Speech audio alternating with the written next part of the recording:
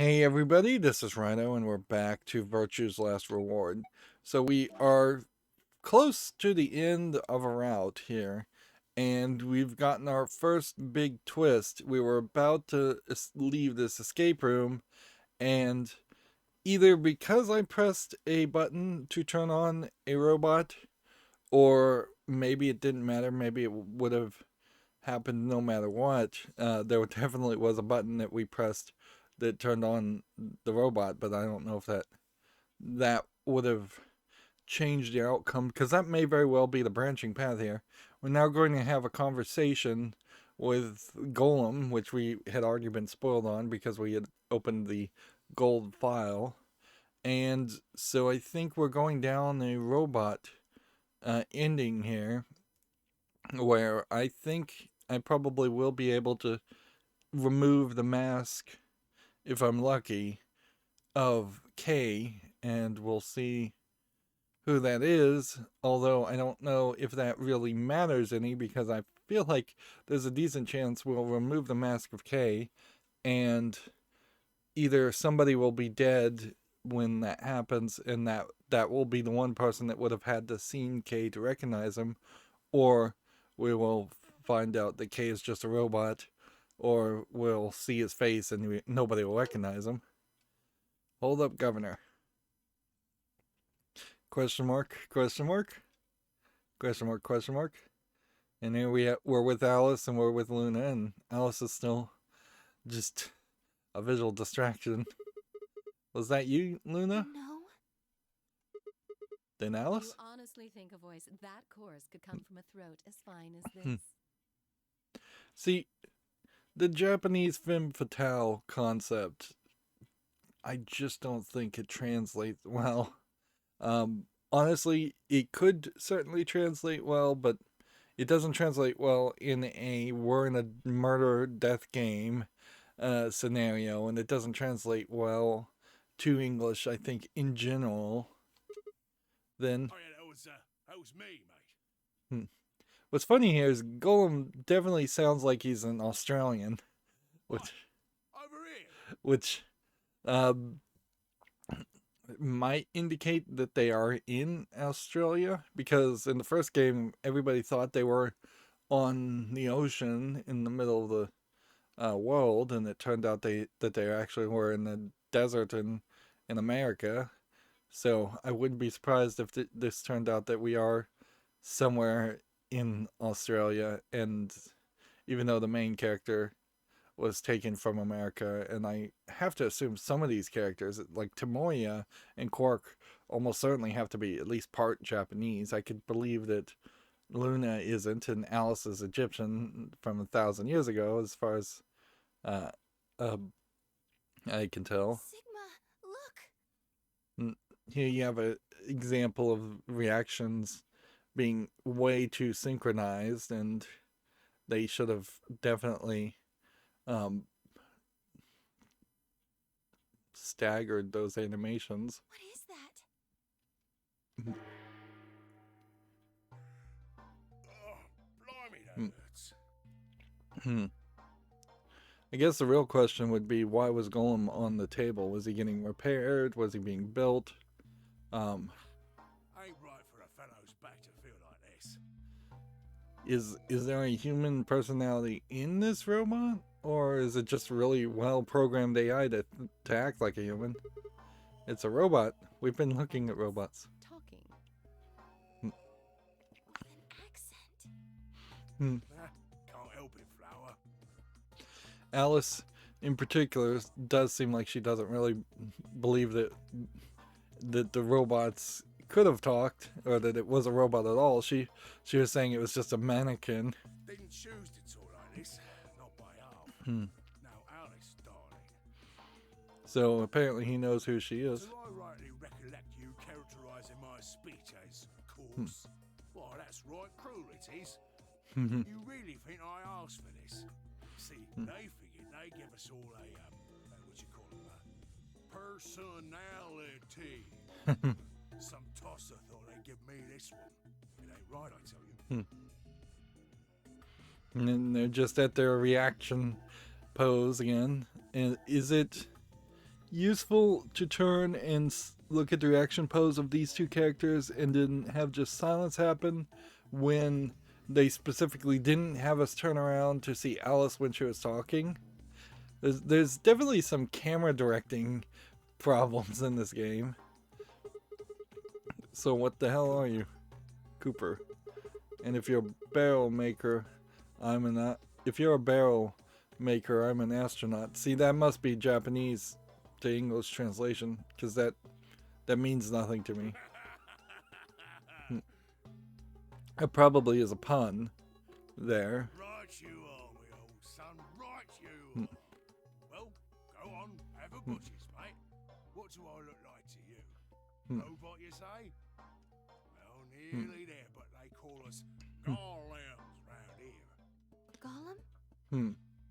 So here we have Luna speaking, and they don't bother to turn around. Well, I've heard of golems. They're sort of monsters, I guess, from Jewish folklore. They're made from clay, and they look like men. They're supposed to do whatever their master, or creator, or whatever commands them to do. So there's a lot of room for red herrings in this story. I feel like the golems in particular are not really going to play much of a role in this story once we start going to different paths. Well, aren't you a clever bird? You are, of course, correct. The golem of myth is a clay creation that moves under its own power. Our spellings are might different, though. The original blokes are spelled Golem, but me and me mates are Gaulem. That's an acronym for General Purpose Autonomous Labour Electronic Machine. And they really stretched to get that name. Truth to tell, it's a bit rubbish when you write it out all like that. But I figure they wanted to make sure they had the golem thing in there, you know? What with us being robots and all. It's funny that they call it out. That don't seem quite kosher. After all of me mates here are golems too. I couldn't very well call all of you lot human, could I? What should we call you then? Well, we've all got a product ID, and they're unique. I figure that's as good a name as any. And your ID is? GTM-CM-G-OLM. Which just then brings them back to Golem. Well, That's way too long. We can't remember that. You've taken a mickey out of me. Never had a problem myself. Right then, let's just use the last bit, shall we? Golem? Golem.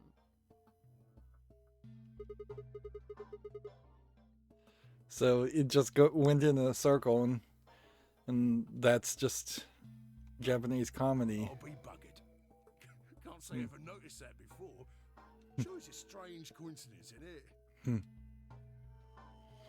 Okay, so once again, we're looking at the almost panning to the camera, like reaction to this Japanese joke that it sort of plays, but it doesn't really play. All right, Golem. You said Alice, darling, a little bit ago, right? A What? gentleman can't say something nice to a pretty young bird, eh? No, I don't care if you call her darling. What I'm saying is you called her Alice. How do you know her name? Oh, she ain't the only one of you lot whose name I know.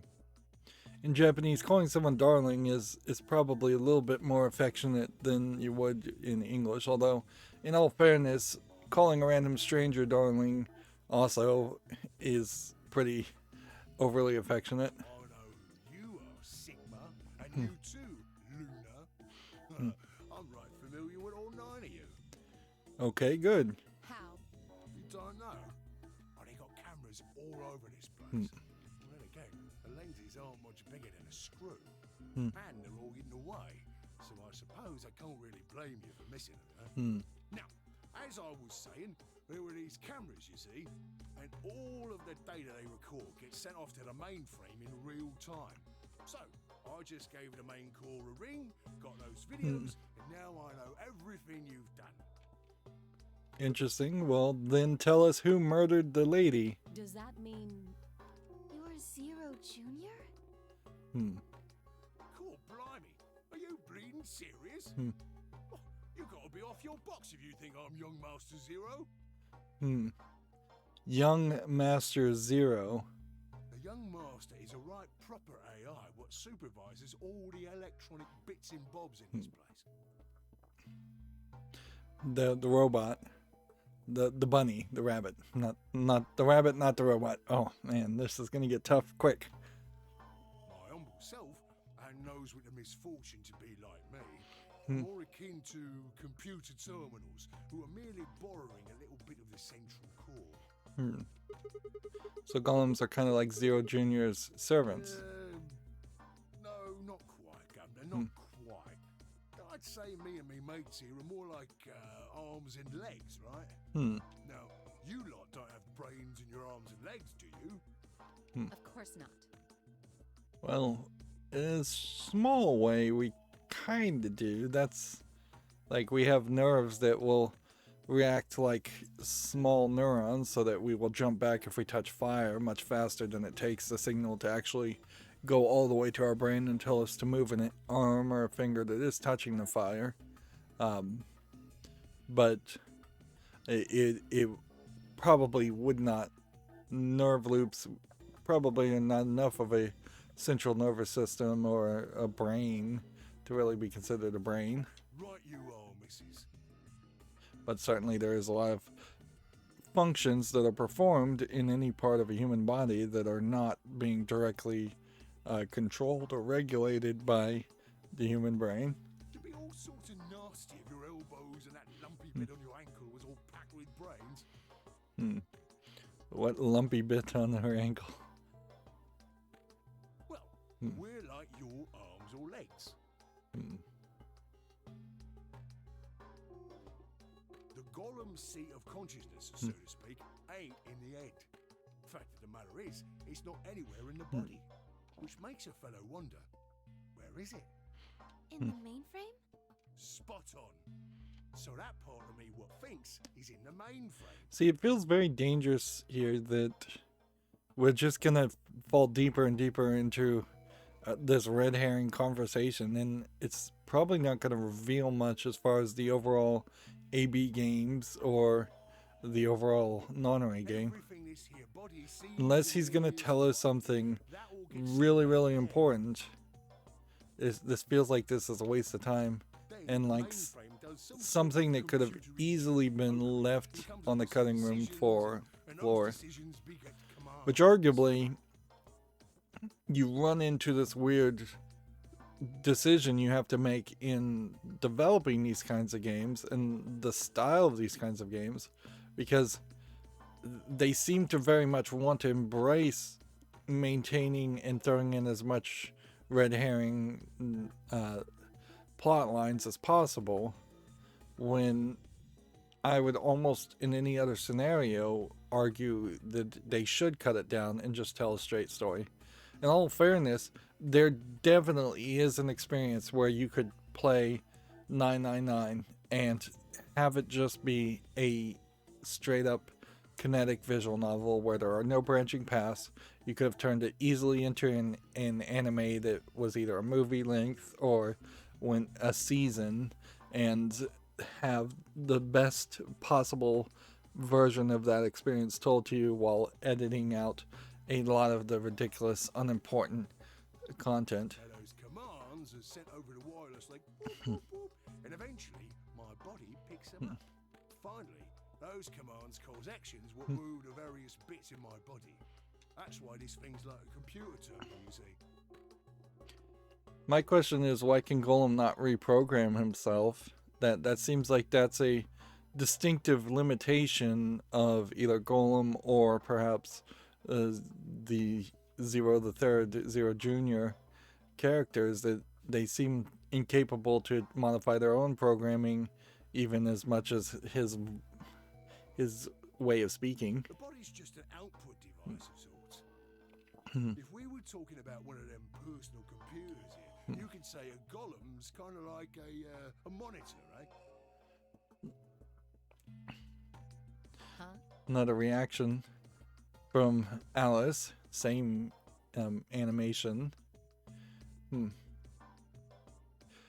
it would also be interesting, and unfortunately we can't do it. It would be very interesting to be able to swap to Japanese right now and see what kind of Japanese accent they gave the robot, whether it is specifically recognizable as some very, very far off region of Japan accent, which for such a small island, the Japanese do seem to have some pretty distinctive accents. Oh, wait a minute.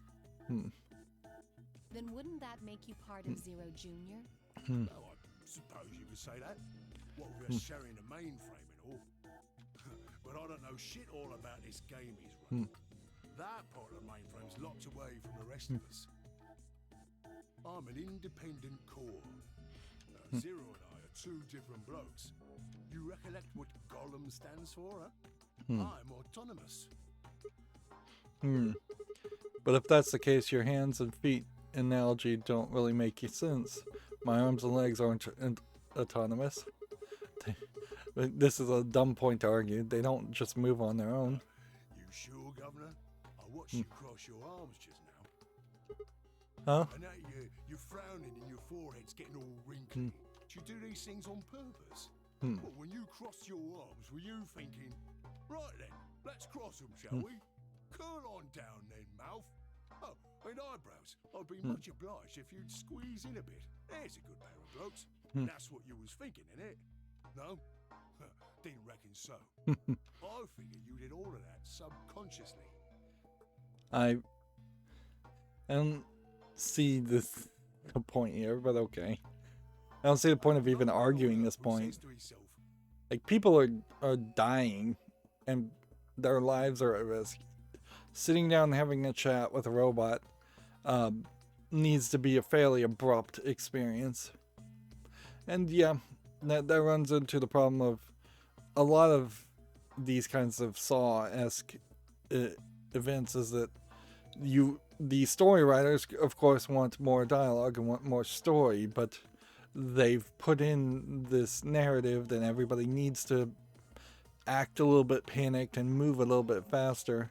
So the idea of having a sit-down chat really does not appeal in this scenario. Feeling a mite nervous. I'll just twitch me leg around a bit, you know? Who's thinking real hard about something and says to themselves, well, I think I'll just give the old loaf a scratch, that'll help. How's about when you reach for your tea?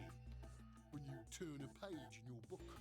Or what about when your eyes just go straight for the pair on that bird you fancy? So he's pointing out that you're looking at the boobs of one of the characters, although it almost feels like Sigma's more interested in Luna than Alice. But all of those things are your subconscious at work. Although I guess perhaps he's not directly accusing Sigma of staring at anybody, he's just making an analogy. Well, true, when part of your body does something, it's because your brain said so. But that don't mean your conscious mind is involved. Fact is, it can't be. If your brain had to deal with all the piddly bits of living, it'd make you balmy. That's how us golems and the young master get along. You got it all sorted now, chums? Then you're saying that Zero Junior is the central part of the mainframe, and the golems are like his hands and feet? The real question to ask here is what have you been doing? What have you been asked to do?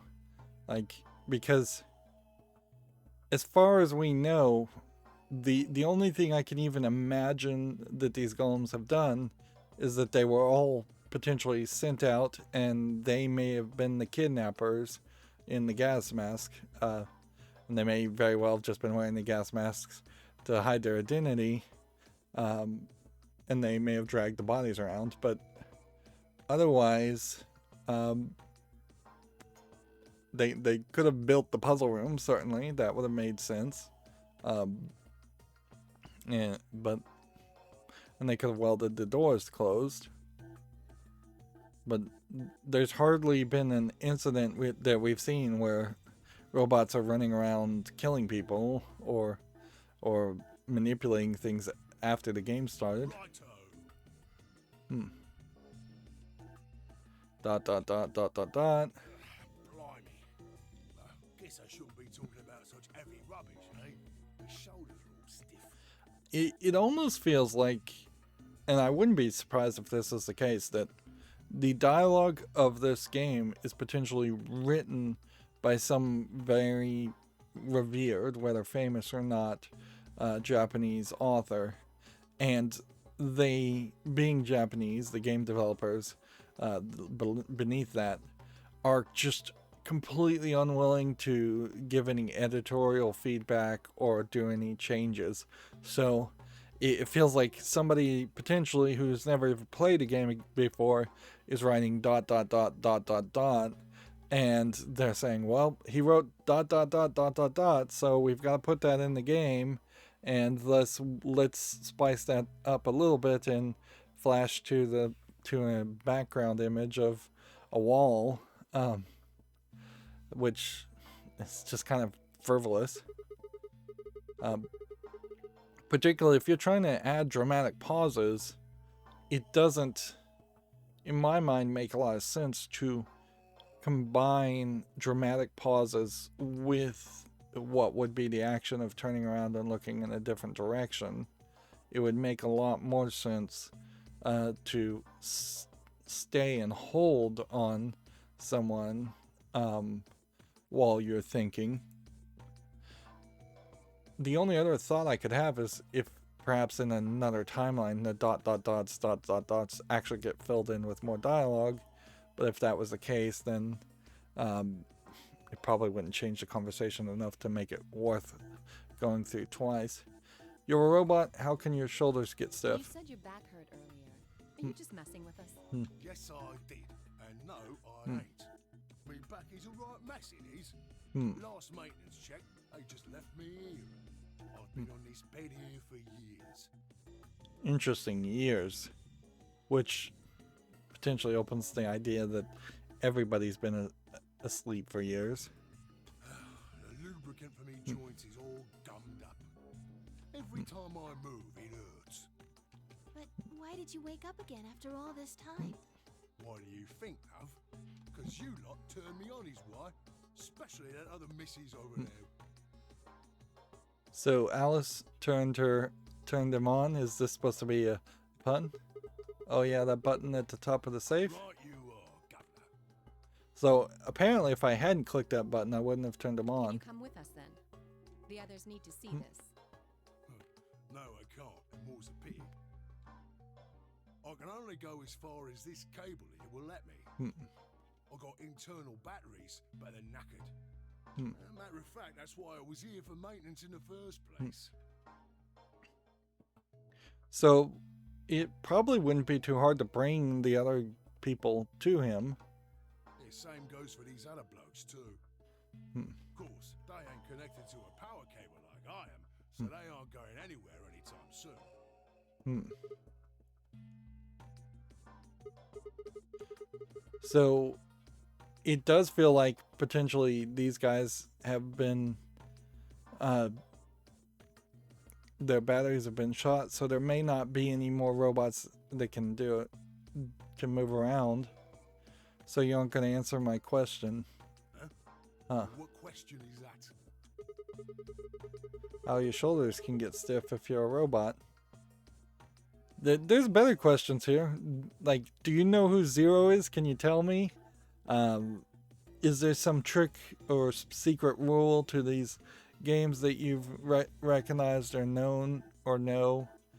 Did you see who murdered the old lady? There's a whole bunch of information here. Like, what do you know the organization that Clover and Alice work for? Do you know what Tim Moya's relationship to the old woman is? Do you know what Tim Moya's relationship to Quark is? Tell me all your secrets. Anything you can think of. Do you know who Kay is? Is Kay really a robot or a human in a robot suit? Right, so you do. Not sure why you've got to bug up your arse about that particular issue, though. Well, I mean, I guess it's not really important, but I'm just curious, I suppose. Curious, are you? And that's a good word, that is. A good, powerful word. The kind of word that will set any robot's heart to flutter. Let's get you sorted then, shall we? Just lend me your lords and peers for a tick. Lords and peers. That's seems like some weird Cockney at that point. So, how can a robot get stiff shoulders? And what does pain mean to a robot? Tell me, Guff, you ever heard of the Chinese room? Oh man, they're really just gonna keep going. Without waiting for an answer, Golem launched into this explanation. Thank goodness. Please skip some of this. If you don't know what the Chinese room is, yeah, it's a big important thing that would have to be explained. But since I kind of know what the Chinese room experiment is, and I've just in the last year played a game that was super all about talking about the Chinese room experiment,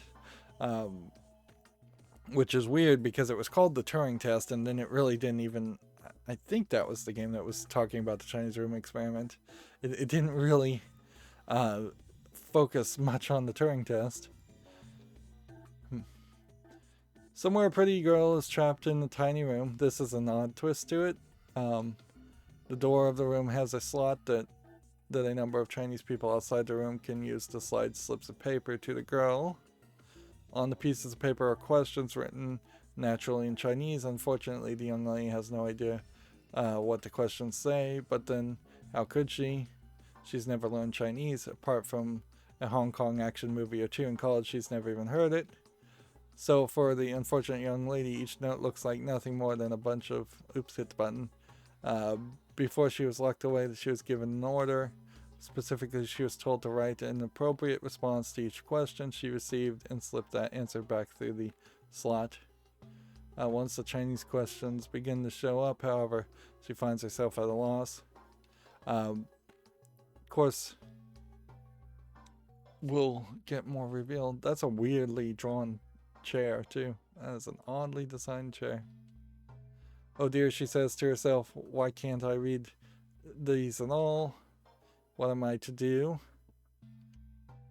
Of course, the easiest response to this, if you were told you have to write an appropriate response, is just draw a smiley face or something and try that.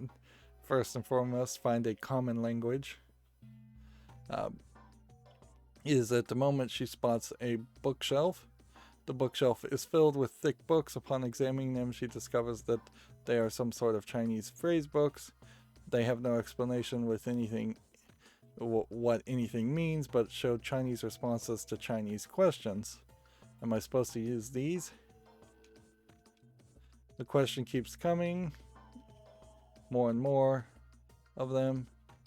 She finds a set of characters that correspond to the set of characters on the paper and carefully writes out the indicated response. How's it going? It's awful. Please get me out of here. Are you hungry? Yes, I am. I haven't eaten anything since breakfast. Here. They give her some twice cooked pork. Are you full? Yes, although I don't think my stomach liked it very much. Do you have a boyfriend? Yes, I'm dating a reggae dancer. I suppose these are Chinese questions that they're responding to. When was your first kiss? When I was 14, he was a grade ahead of me in school. What color of underwear are you wearing? Black. What's the first thing you're going to do when you get out of this room? Beat the stuffing out of whoever's sending me these questions with the pan you cooked that twice cooked pork in. All these questions were written in Chinese, and the answers were also written in Chinese. All the young lady did was accurately copy the symbols from the phrase books into the slips of paper with no idea what any of it meant. Well then, see, there's a problem with some of those responses though, because those sounded like oddly personal responses. And you definitely have to have a custom phrase book that said the appropriate response to what are you going to do when you get out of this room is beating somebody with a pan that they cooked the twice cooked pork in. There's a level of understanding there. So it's almost like the lady didn't mean to say any of those things. It seems like that would have to be the case. Incidentally, she doesn't have a dancer boyfriend. In fact, she's never even kissed a boy. Also, she's wearing white underwear. So, anyway, the way Golem is telling this story is brimming with personality, to say the least. Yes? Is there any particular reason this girl is, pretty? Or why we need to know what color underwear she's wearing? Yeah, this is very Japanese. Let's go off on a perverted angle for no reason. Can't say there is. Hmm. Just tickles me fancy, I guess. But the prettier the bird is, the more fun the story is, isn't it? Exactly. What? Sigma's agreeing. He shouldn't have said that out loud. What? Right. Well, what I wanted to say was this. All them Chinese blokes outside the room didn't know nothing about them books what she had. So it follows that they would have thought whoever was inside spoke Chinese just like them. You see? After all, far as they can tell, they're having a nice little chinway with one of their countrymen. And this really is a conversation that I would really prefer to have just put on auto. And if they had just voiced Sigma, I could do that. Okay, interesting, but what does that have to do with your shoulders or a robot feeling You pain? think? I feel pain when my body's having a spot of bother. Well, hold up, mate, this ain't right. We keep this up and we're buggered. If things go really pear-shaped, we'll be brown bread. Brown bread. So says the central computer to itself, seeing that things are a bit bollocksed. Yeah, so I guess he's not Australian. He's just very Cockney UK. In the interest of extricating I don't know if they this unpleasant predicament, they're the mainframe sends out a signal over the wireless. And my software interprets that signal as pain. And I stop doing whatever daft thing I was doing. It's the same, innit? Just like the Chinese room. So you're saying the robots feel pain differently than humans, right? Use your loaf, missy. You listen to a word I've said. A human feels pain when you do something you shouldn't, like sit your bum down on a tack, right? Same thing for us robots. Yeah. See, and you're trying to have a serious conversation, and then they turn to Alice, and it just breaks the flow of my focus. If you feel like being clever about it, there ain't really that much different between a human and a robot. I guess it's also worth mentioning here that while this is a 3D model that's just been flattened down to a 2D image, his lips are not moving when he's talking at all. So they've very much cheaped out on this character. And I suspect this is a case where they got super ambitious in developing this game, going with the 3D, and ran out of budget. And this is almost certainly an effort to bring back the budget in line. I wouldn't be surprised if at an earlier draft this was just a person talking to you directly, and then they changed it to a robot, and then they changed the entire escape room to match the theme of robots. Forget all about that mainframe and signal box. And us golems ain't that different from the bird in the room. So think about it, love. How do you know humans ain't the same, just without all the electronic-y pony, huh? What if, when someone asks you a question, all you're doing is pulling out the right answer from some sort of phrase book in your brain? And I suppose this is a bit of meta commentary in the form of this game, certainly. When the game asks me a question, all I am doing is responding to 1 to 3 different phrases. And frankly, the game has not even had any communication questions that have happened. It has all been just which door are you going to go through as far as chromatic doors, and whether you're going to ally or betray. Ain't no way to prove that, of course, but as far as I can see, there ain't no reason to. I mean, it's all the same, isn't it? Like, we literally are mostly just watching a still image as the conversation happens. If you're actually a thinking creature, or if you're just some kind kind of language processing machine. All what matters is if the person next to you does what a human ought. Looks like a person, acts like a person, and talks like a person, then it's probably a person. You want to live a normal life? That's all you need to know. Which, a lot of this is pretty much just making an argument that K probably is a robot, and that we should consider him to have his own personhood, even if he is a robot, and not immediately try and shut him down or kill him. But I don't know if there's any better revelation that's going to happen around there. We are seeing the back of his head, and we can see that there doesn't seem to be a lock on the back of his head. Hey, can I ask you something? Why'd you stop us? Right you are, mate. Right you are. Got so carried away I near forgot. I haven't seen anyone for yonks, and I got a mite excited is all. Just spit it out. Right. Well, there was something I wanted to tell you, lad. Oh, so he is actually going to tell us something, but we had to listen to quite a lot of dialogue first and foremost. What was it? Patience, darling. Now, I know I might look a bit out of sorts in a moment, but I ain't really supposed to. Same thing for the rest of the blokes here. Fact is, the reason we look a bit like skeletons is because we are a bit like skeletons. There's this special artificial biological tissue what's called ABT. ABT. When a golem's all new and shiny, they've got a nice suit of ABT over that metal skeleton. Which potentially means that every single person in this game is actually a robot.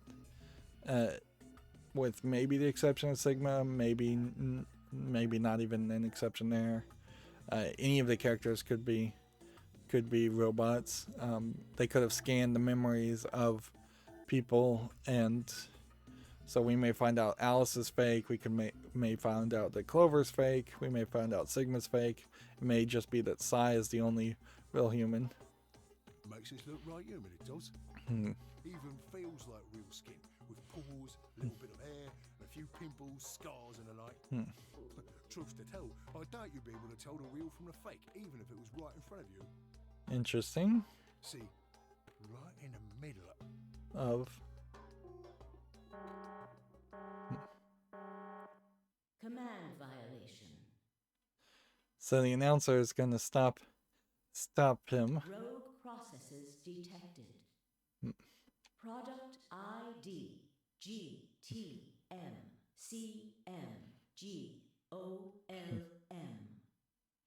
Executing emergency deactivation.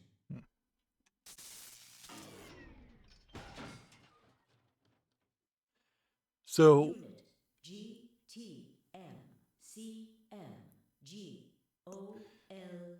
you could have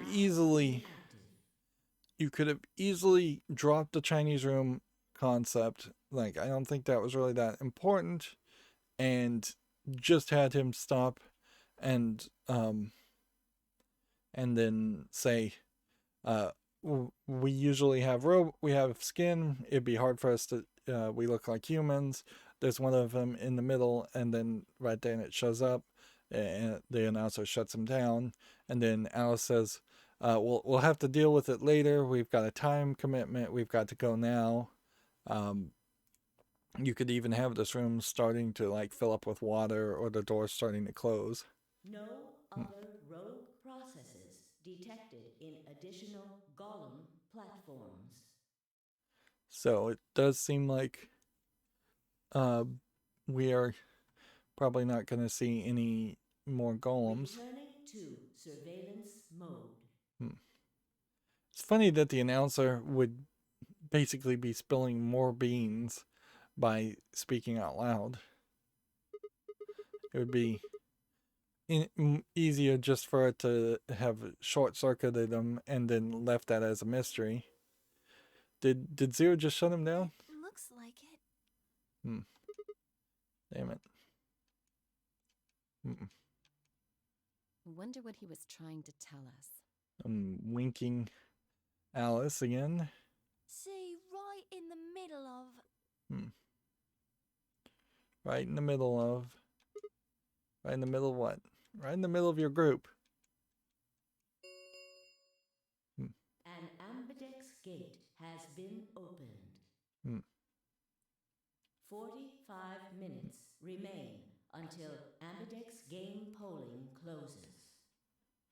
See, and this is the crazy part, is that people are not waiting, so now everybody has to rush back to the Ambidex gate to vote, otherwise their votes are going to be ally. And if one person simply had just opened the Ambidex group, or one pair of people had opened an Ambidex group and they chose betray, then that benefits them significantly while eliminating choices, although I think everybody should ally always, for the other two groups. Someone on the other team must have opened it. Why would they do that? We have to hurry. Right, let's go. So they do put that whole pressure on you to move faster now, so it would have been very easy to have eliminated a lot of that conversation with Golem. What I'd like to see, once we get back to some dialogue, since we're looking at a transition quote-unquote cutscene, which is just a black screen at the moment.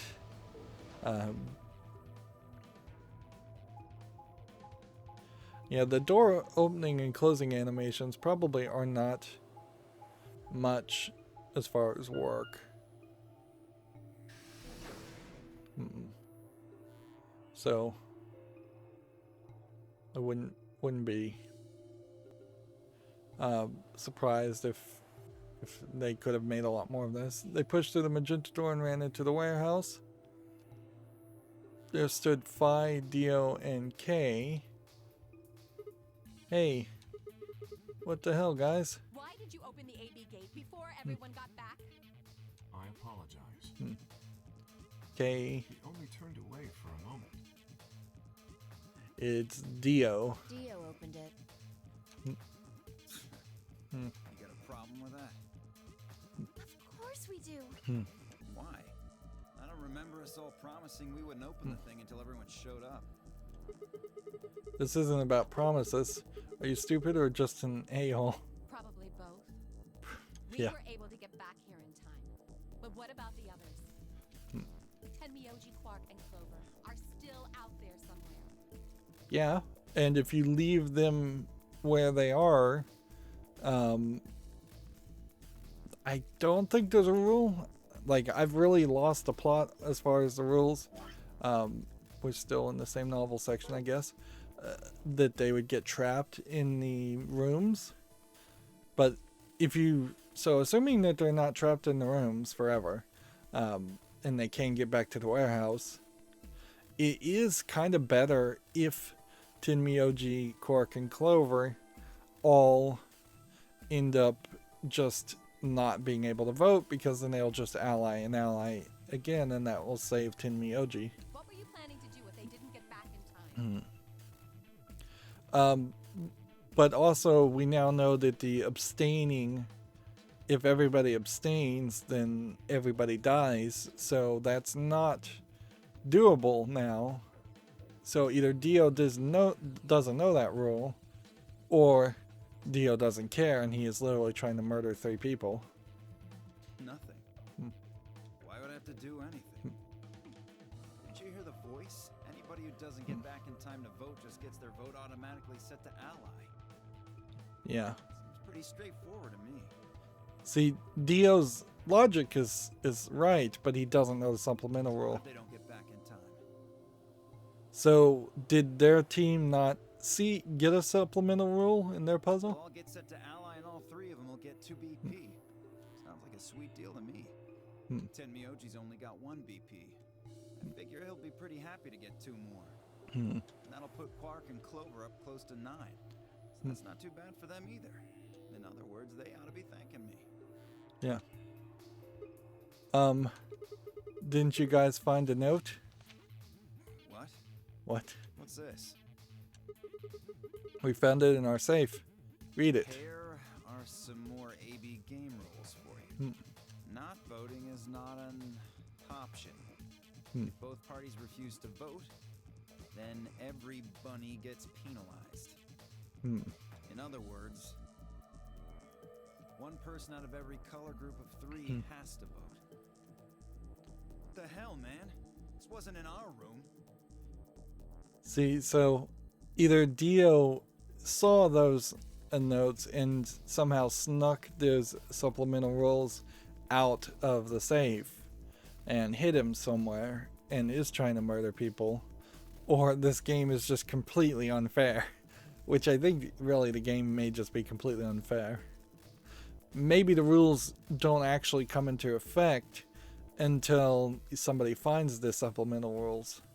So maybe you wouldn't have had to follow any of the supplemental rules if you'd simply not just done even the first escape rooms and chromatic doors. Back me up here, guys. It would be kind of hard to believe that Dio did steal the rules out of the safe and nobody saw it, considering how almost certainly everybody would be paying very close attention to the safe when it was opened. He's right. There was no such note in our safe. I think Phi would probably have caught Dio. K probably wouldn't have. Oh, well, damn. That's a bummer. I'd never have opened the gate if I'd known about this. Really? Of course. I'm worried about the others. If time runs out, they'll... Like, they have 45 minutes. They'll be penalized, yes. I know. But there is also a potential that somebody, if not all 3 of them, are already dead. Quark is part of that team.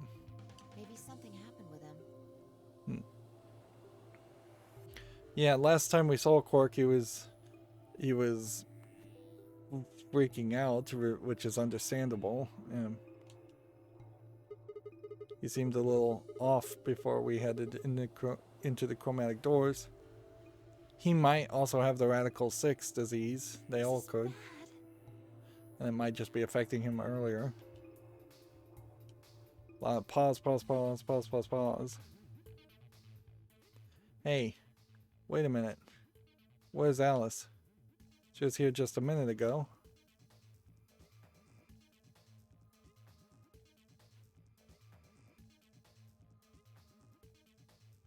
Took me only a moment to spot her. She was several yards away and kneeling down to look at something on the floor. What was she looking at? I couldn't tell. I was about to head over here and see what was going on when...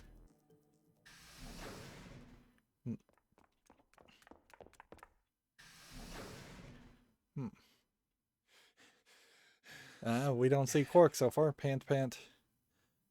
And Clover. Panting. Oh, hey guys.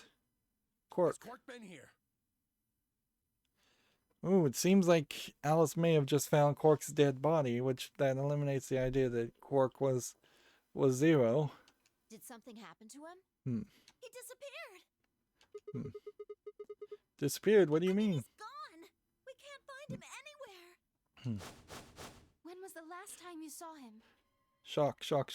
Look at Kay's shock reaction. Like, I'm so glad that they have yet to show us that shocked reaction in full screen, because that is particularly ridiculous. We were heading back here. They were heading back. Tenmyoji and I went into the lounge, but Quark didn't follow us. Instead, he would have had to have run a round to a different room, and assuming there aren't secret passages. I mean, if you don't go into the lounge, you could easily come out any of the other chromatic doors, and there very easily might be something in the crew's quarters or the medical bay that is hidden that nobody has found. We turned around and started calling for him, but When he didn't respond, we ran back the way we'd come. And you couldn't find him? The weirdness here is, how would he have made it all the way in the warehouse before everybody else, unless they lost him before anybody else had even made it to the warehouse. right. We thought maybe Maybe he just hadn't seen us go into the lounge. So we checked the crew quarters and the infirmary. But he wasn't there either. Alright. We need to split up. If we can't find him in any of the floor A rooms, we'll move to floor B. Okay. What is Alice I need to looking go at? tell Alice. You guys go on ahead. Right, you do that.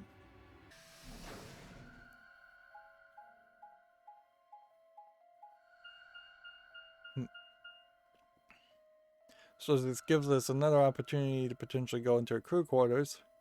Although I don't feel like we can go into all of them. Hey, Quark, Quark. There's nothing in one. And in the first game there were vents like under the bed that you could crawl through. But seemingly doesn't seem like that's the case. If there are vents anywhere, they're on top of the bed. He's not here. I checked both rooms. Not in the other two either. There's no one here. Tomoya and Kay are in the lounge, and Dio and Luna should be checking the infirmary. Right. Okay, let's leave that to them and head to floor B. So is this going to give us an opportunity to potentially see what the other rooms are? I think we are going to see that, or at least see a decent number of them, which does mean that seemingly in every playthrough, and you can't even bring up the menu when you're in this transition cutscene, can you? It just beeps at you. It's kind of nice because it establishes a lot. There were definitely some hidden rooms in the first game that you could not really access until you got into specific paths. You went through the red door with Dio and Kay, right? Yeah, so? What was on the other side of that door? You want to see it? Yes. Maybe Quark went there. Fine. Follow me.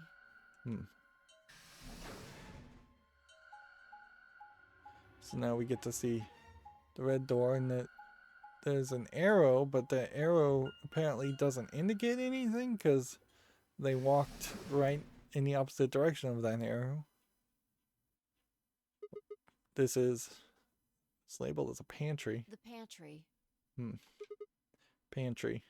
That drawer over there is stuffed with processed food. Wasn't half bad, actually. They didn't bring any of it for anybody else? And yet they ate it in this situation, potentially poisoning themselves? I wouldn't have drunk the alcohol, nor would I have eaten any food. It also, seeing a pantry like this opens up the question about, is this perhaps some Ark type device where these are the last living humans on the planet, and Radical 6 has eliminated all other life on the planet, although that would kind of ruin the idea of having more Nonary games at that point. You ate it? There was some paella, nasi goreng, schnitzel, yukejang, borscht, and tom kha gai. That's quite the eclectic group of different foods. Oh, and I ate the chef's pasta too. That's a lot of food. Can't help it. I'm a growing girl. Yeah. There's a decent thought that she might be a robot based on her jumping ability, but then if she is a robot, I don't know why then she would be able to have known the timelines. How old are you? 20, I think. 20, I think. Whoa, whoa, whoa, just stop. I don't even know where to start here. 1, by the time you hit 20, you're done growing. 2, you think you should be old enough to know how old you are. 3, how on earth are you 20? You look like you're 13, even if you're a day. Well, this is definitely a great commentary on the way anime characters are drawn, because by my understanding and depiction here, I would have easily put her in 24 range. I would have not put her anywhere that young. If Phi is supposed to be 20, then that does once again put Clover to be potentially even younger in 16, 17, 18, which I was kind of hoping she was 16, 17, 18 in the first game. But yeah, when you the anime style typically is just completely inaccurate as far as depicting people's ages, as far as I can tell. Particularly compared to like Western characters and Western animation styles. Like Lara Croft looks to me like a 28-year-old to 35-year-old God of War character, for instance, probably is in his latest iteration approaching 40. But this might also be a case where Sigma is just making fun of her and saying she's 13. That level of dress and saying she's 13 is weird, for sure. And then her being able to lift you up when you're a college student. I suppose there's some equal opportunity oddness on the ages of a lot of these characters. If you were a college student, Sigma's appearance also made him look like he was about 25 to me. And see, and this isn't even getting into the moe art style, because none of these characters are really drawn in that art style, which has become much more prevalent nowadays. Almost all anime is done in some variation of a moe art style, where the characters look less and less human by every brush stroke, and thus they look younger, if you want to take it that way. I can't believe you're only 2 years younger than me. So yeah, Sigma's 22. Now that's funny. Interesting. You must have done a lot of drugs to look like that at 22. So she's saying now, turning it back on him, and see, this might just be Japanese teasing that's being translated to English, where she's saying you look really old. Oh, give me a break, you little punk. Don't call me little. I'm an adult, you dried up asshole. Once again, that might be a localization translation. Fine, whatever. So this place has enough food to keep people alive for a few years, huh? Looks like this stuff isn't going to expire anytime soon. Yeah. The use-by date is about 100 years from now. See, this would be a great opportunity to look at what the use-by date is, to make sure it isn't a different year. Like, if it said use-by and then 6038, then that would mean Phi potentially was kidnapped thousands of years after I was kidnapped. How about water? There's a tank over there. It looks like they're pulling it out of some kind of well. Is it safe? Well, since Dio isn't rolling around on the floor in agonizing pain, I'm gonna go ahead and assume it's okay. You made him drink it to make sure it was I safe? guess you could say that. So you ate all the food without a second thought, but then the water struck you as possibly dangerous. No, I was careful with the food too. Dio had some of it first, and it seemed fine, so I... Oh, So she definitely used Dio as a lab rat. I almost forgot. But yeah, getting these little bits of information is probably useless, because we'll probably see these events in a different timeline anyways. We really just want to hit the key points of info right now and try and find our way to the end of the story. I ate something else. Twice cooked pork. And we heard twice cooked pork mentioned in the Chinese room, and which potentially maybe there was a hint in that Chinese room story. Perhaps Phi is a robot and this is a Chinese room experiment on her. Maybe that's what this is hinting at. it would be funny if the revelation of that is that we saw that she was wearing like white underwear, and the golem was trying to hint to us about that. Oh, for God's sake. Why the hell are you shouting about that? Wait a minute. Twice cooked pork. What is it? Well, that's just reminded me of something. But see, this also might be a case where Fi is just remembering a previous time loop and mentioning twice cooked pork and potentially even having actually eaten it because she remembered it. Reminded you of what? This might seem hard to believe at ... Bullshit. BS. Oh, come on. At least let me tell you first. Alright.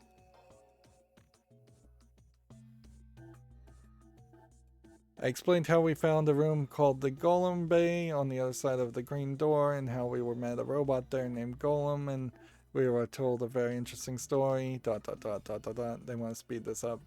Definitely. I see. So the golem guy was turned off just when he was about to tell you something. Yep.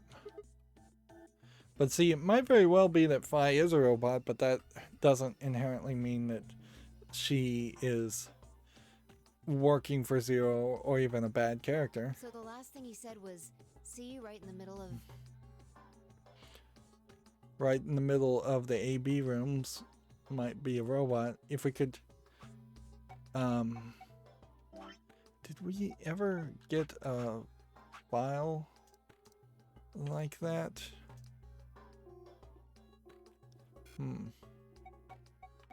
Floor map of floor A. Well, there's 6 AB rooms, so right in the middle of the AB rooms wouldn't inherently tell us anything other than limit it down to potentially 4 people if we knew who was in which specific rooms, and we had seen that, but they didn't give us a picture of that. Yeah. Right in the middle. Middle could be from Middle Kingdom, which is another name for China. That's going in a very odd direction. That was utterly pointless. Really? I don't think so. Please explain. Well, maybe he was trying to say that this game is like the Chinese room. In other words... Sigma, Well, Phi. there is an argument certainly there that the Zero Junior is a Chinese rabbit by all looks, and it did say "Welcome to my kingdom," which maybe that does indicate that they all are in China. There you are. I've been looking all over for you. What's going on? Something bad. Something really bad. Well, come on, spill it. Alice is... Alice is? Just come with me. She's in the crew quarters.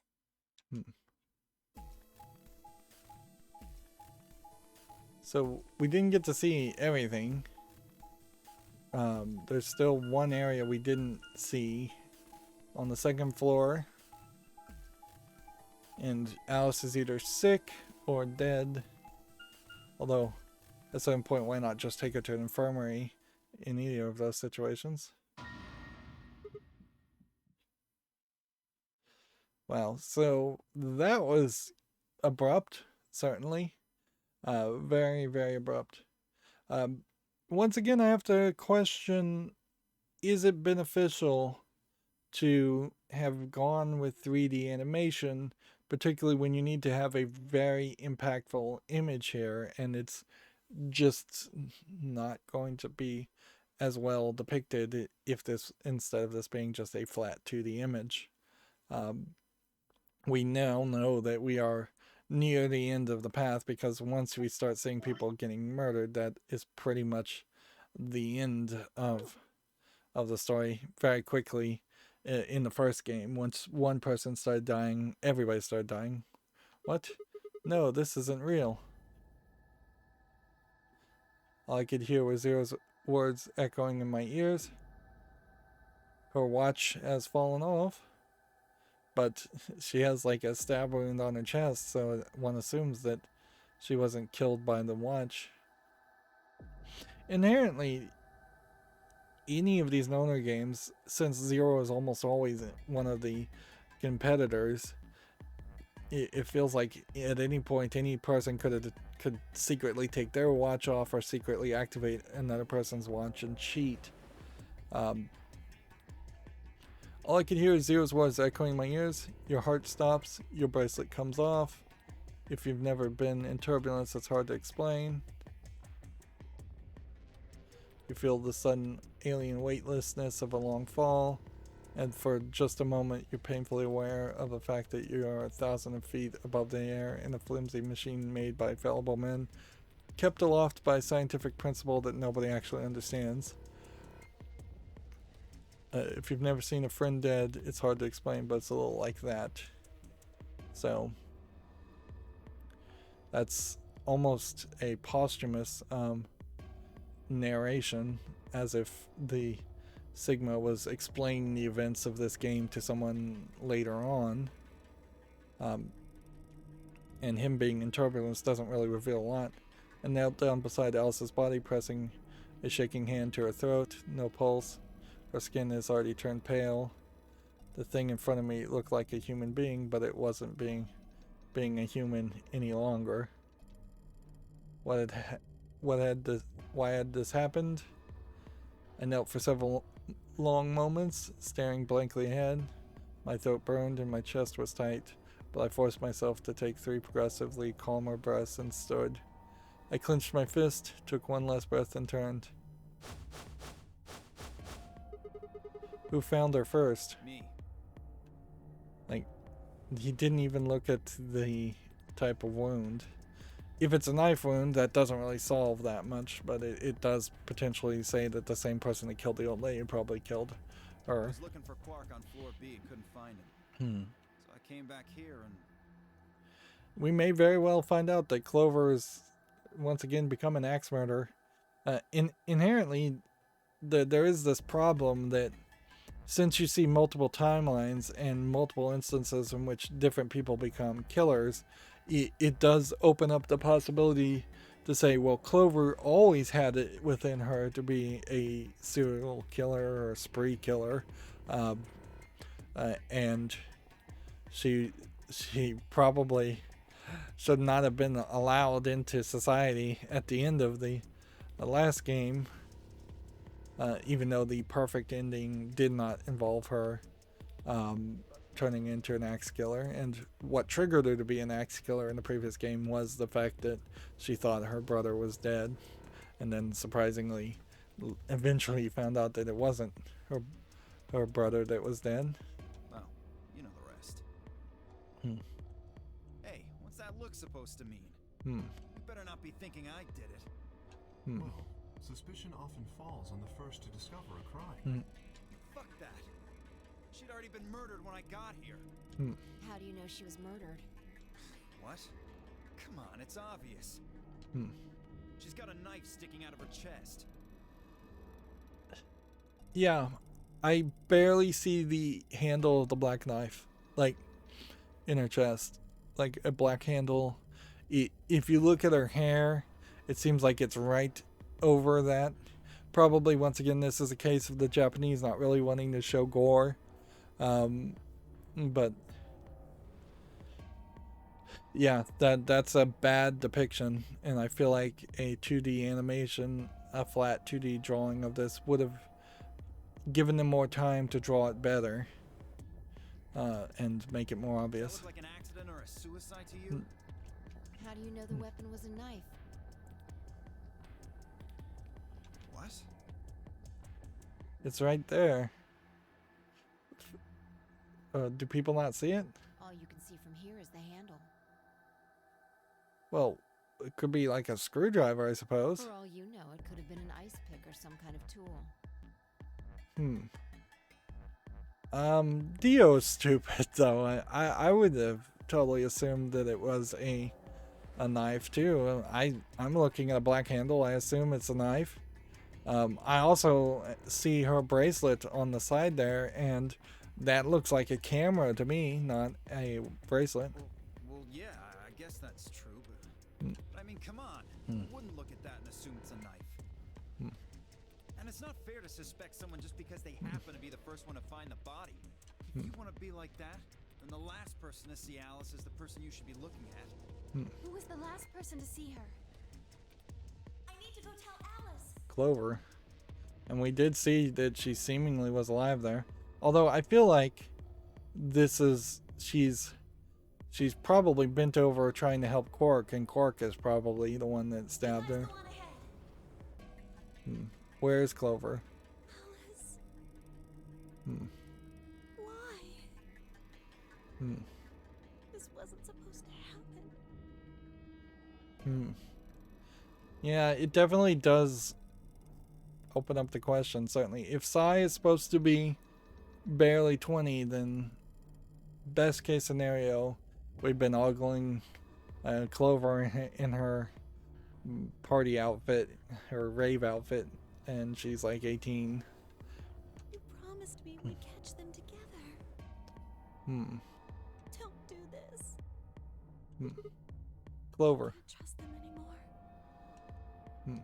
It could have been any one of them. They killed you, Alice. I can't forgive them for that. I'm going to get revenge. So yeah, Clover apparently going right down the axe murderer spree killer route for revenge. I killed you. And I'll... Of course, we haven't seen anybody with a fireman's axe. We haven't seen a weapon yet, so Clover would have to struggle to potentially find a weapon first before she starts killing people. Shut up! Don't you talk to me! I'm sorry, Alice. Her voice shook as she spoke, but before anyone could say anything, she turned and ran out of the room. Wait! Clover, come back! And we can see as people are separating and running off, this just opens the opportunity for everybody to get murdered. Tomoya took off in pursuit. I made to follow when. It's pointless. Even if you caught up to her, she'd never tell you anything. Think it through. There are two possibilities. Either Clover killed her, or she didn't. If the former is true, then I doubt she would confess. If the latter is true, then I imagine she'll be just as reticent. After all, Alice and Clover seem to know each other. In fact, they seem quite close. It seems safe to assume that Clover is currently very suspicious of all of us. I doubt she would open up to anyone right now. You seem pretty calm. Did you do it? Not again. Well, if you really want to suspect me, please, go ahead. I'm beginning to feel rather accustomed to it. I would ask you to consider my motive for killing Alice. Specifically, the fact that I have none. Well, Alice had the key on her, and if she still doesn't have the key that unlocks that suit, then we know Kay potentially did kill her to make sure nobody could take the suit off of him. Well, yes, but none of us do. None of us have ever met Alice before, right? So why would we want to kill her? You are correct. What color was her bracelet? But only if the murder had a motive beyond, well, murder. What do you Do mean? you remember when we found the old woman? It seemed clear that her killer was Zero Senior, and that they were one of us. There is every reason to think the same person murdered Alice. Perhaps this person plans to kill us one by one. Perhaps the entire Nonary game is just window dressing. It's a possibility. Perhaps the only reason we are here is so that Zero Senior can kill us at his leisure, in a world of his own creation. Why would anyone do such a horrible thing? Well, clearly the person who would create a Nonary game is definitely that type of person. Presumably, because they enjoy killing. Zero Senior seems to be rather disturbed. Hold on a minute. That doesn't mean they're one of us. There could be a 10th person hiding out somewhere. No. Which, why is Fi saying no to that? Well, why not? There's no way Zero Jr. wouldn't notice that. Well, but then Zero Jr. could be hiding him. And if he did notice, I really don't think he just let something like that slide. That's a big assumption. But isn't Zero Jr. just an AI without a body? What could he do? Maybe. But Zero Senior has a body. Do you think they'd really just let a 10th unwanted participant just run around murdering people? Well, what if the 10th person is Zero Senior? Not possible. Why is that not possible? It's not so long as we assume Zero Jr.'s statement to be the truth. Do you remember? He made it quite clear that the real Zero was one of us. See, and it's been long enough that I probably could use a slight flashback to that statement. I thought about what Kay had said. If the killer was Zero Senior, then who could be the killer? Dio? Luna? Luna's white shirt in particular would be almost certainly stained with blood. But I guess that's true for almost any character. Kay, perhaps. Or maybe Clover. And then there's always Tinmoya. Fi, perhaps, maybe? No, it couldn't be her. I had been with Fi the whole time. We were looking for Quark. Take note how they're intentionally eliminating Fi here. There's no way she could have slipped away to stab Alice in the chest. Wait a minute. There was one person I'd forgotten. Quark. It seemed like a bit of a stretch to think a kid could kill someone of Alice's size, though. That meant there were 5 real suspects. Dio, Luna, Kay, Clover, and Tinmoyoji. I've been calling him Tinmoya, but yeah, I'll just stick with that. Where had Quark gone? 10 minutes remain until Ambidex Game polling closes. So now they all need to... Now, see, this is the problem, is that we have so much of this rushing and not really resolving anything. It's a lot of teasing in the storyline. So they're going to forget about Alice's murder completely. They're going to forget to find the key and on her body. They're going to forget to potentially take her bracelet. And then we're going to all have to rush and play the Ambidex game. Players, please enter your votes. If no vote is recorded before the deadline has passed, any non-voting parties will automatically ally. See, the announcer is saying something very different than the supplemental rule. Apparently Zero doesn't feel like this is worth stopping the game for. A blunt but effective way to make the point. What do you We should mean? get to the warehouse. It seems clear he feels no compunction about killing us. Should we disobey the rules? As such, I recommend we follow them. Those filed out of the room. I turned to face Alice. Alice, I'll find out who did this to you. I promise. Interesting that Clover wouldn't have taken the bracelet. I felt my stomach settle back into its normal configuration, and the fire in my chest melted the icy hand from my spine. I stood up straight, gave Alice one last nod, and walked after the others, leaving my regrets lying on the cold floor. So no key, no bracelet. Which Hey, look. the AB gates are closed already.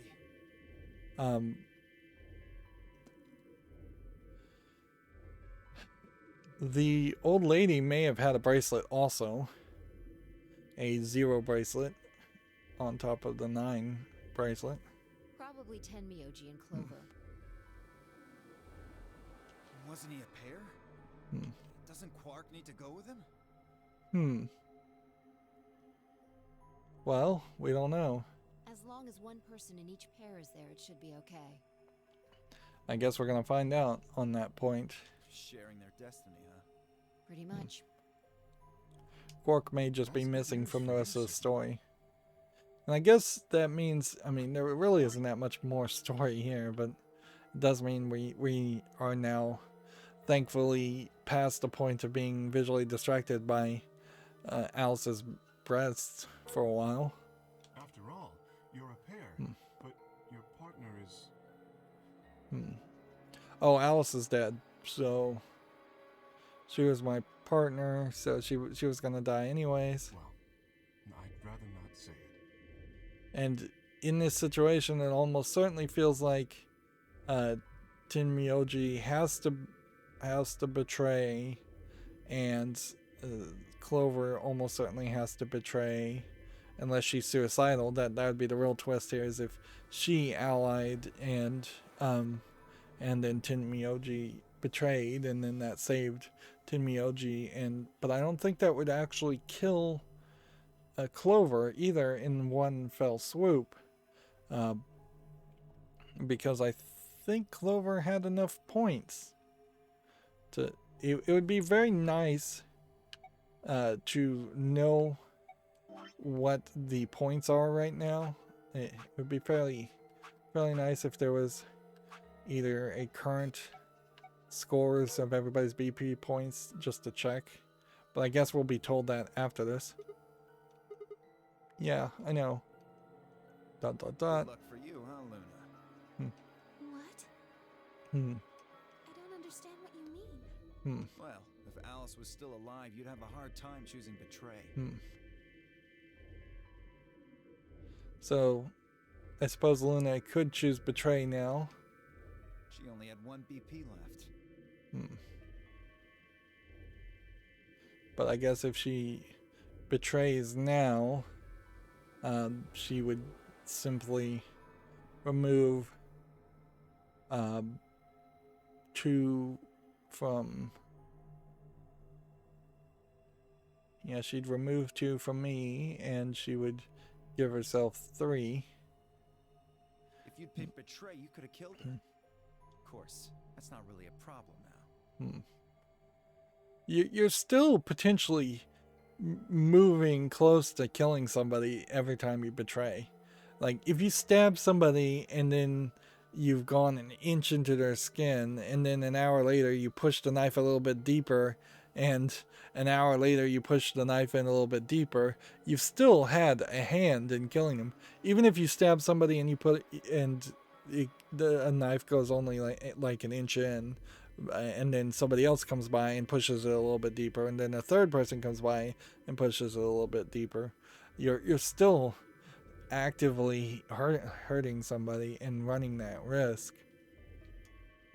Stop that, Dio. I would have chosen ally regardless.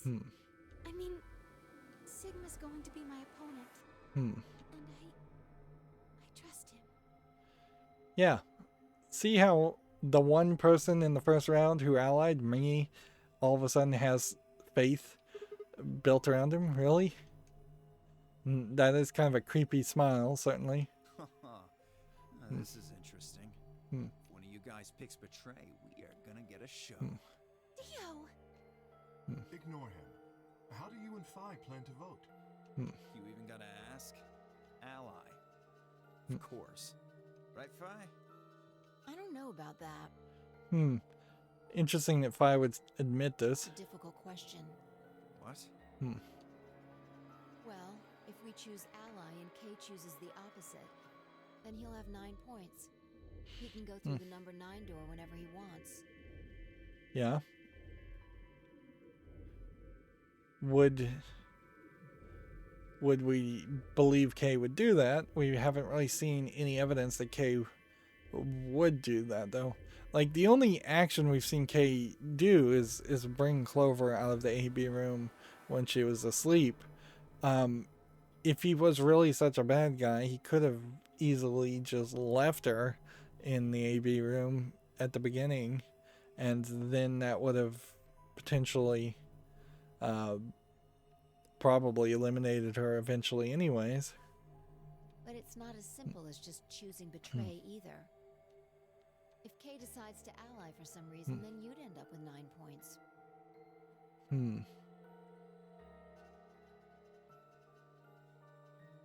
See, I don't follow this.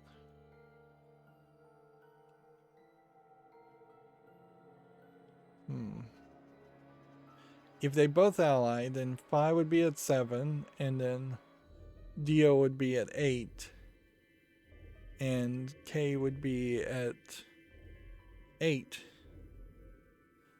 Like, the only way Dio gets 9 is if Dio betrays and K allies.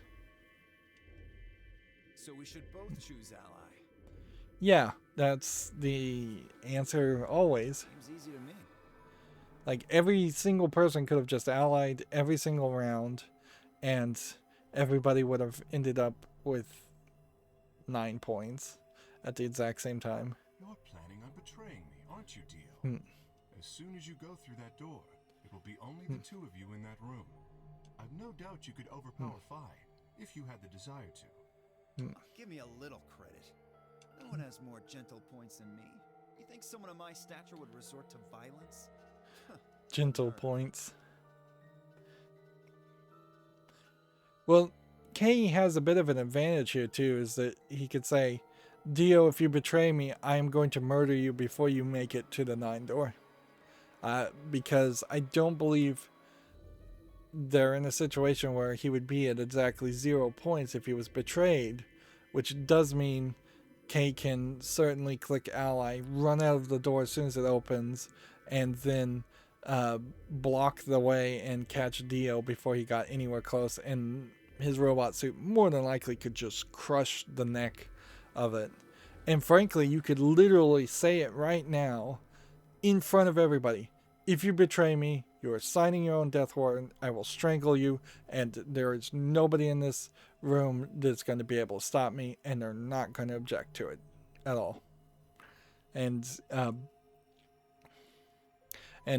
there's almost certainly nobody in the rest of the group that would stick up for Dio, because he's been such a jerk this whole time. Whereas Dio cannot make that same threat. Almost certainly Dio cannot overpower and murder K if K betrays.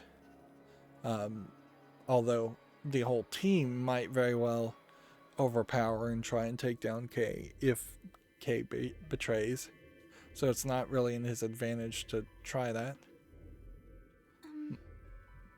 They only have 10 minutes though to really discuss this, so What? like it would have been fairly easy to make this accusation, this claim at the beginning of every AB. Even the first one is saying anyone who's betrayed is going to be on my list, and anyone on my list is going to end up dead. And try to exert your force violently in this drastic form.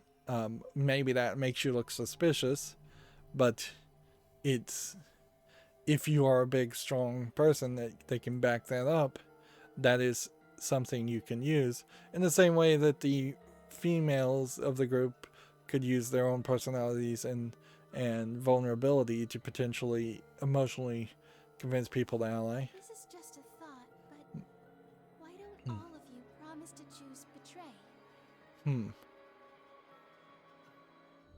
Then you wouldn't have to worry about anything. Yeah, interesting. If you knew the other person was going to betray you, you'd have no choice but to do the same. That breaks you even. That seems pretty negative for you, Luna. I'm sorry. Nothing to apologize for. We appreciate your suggestion and we'll take it into consideration. But unfortunately, I don't think it's a very good idea. See, my goal is to beat this game. But Phi, If this group of people betray, then you just open it up to the next roll of randomized groups.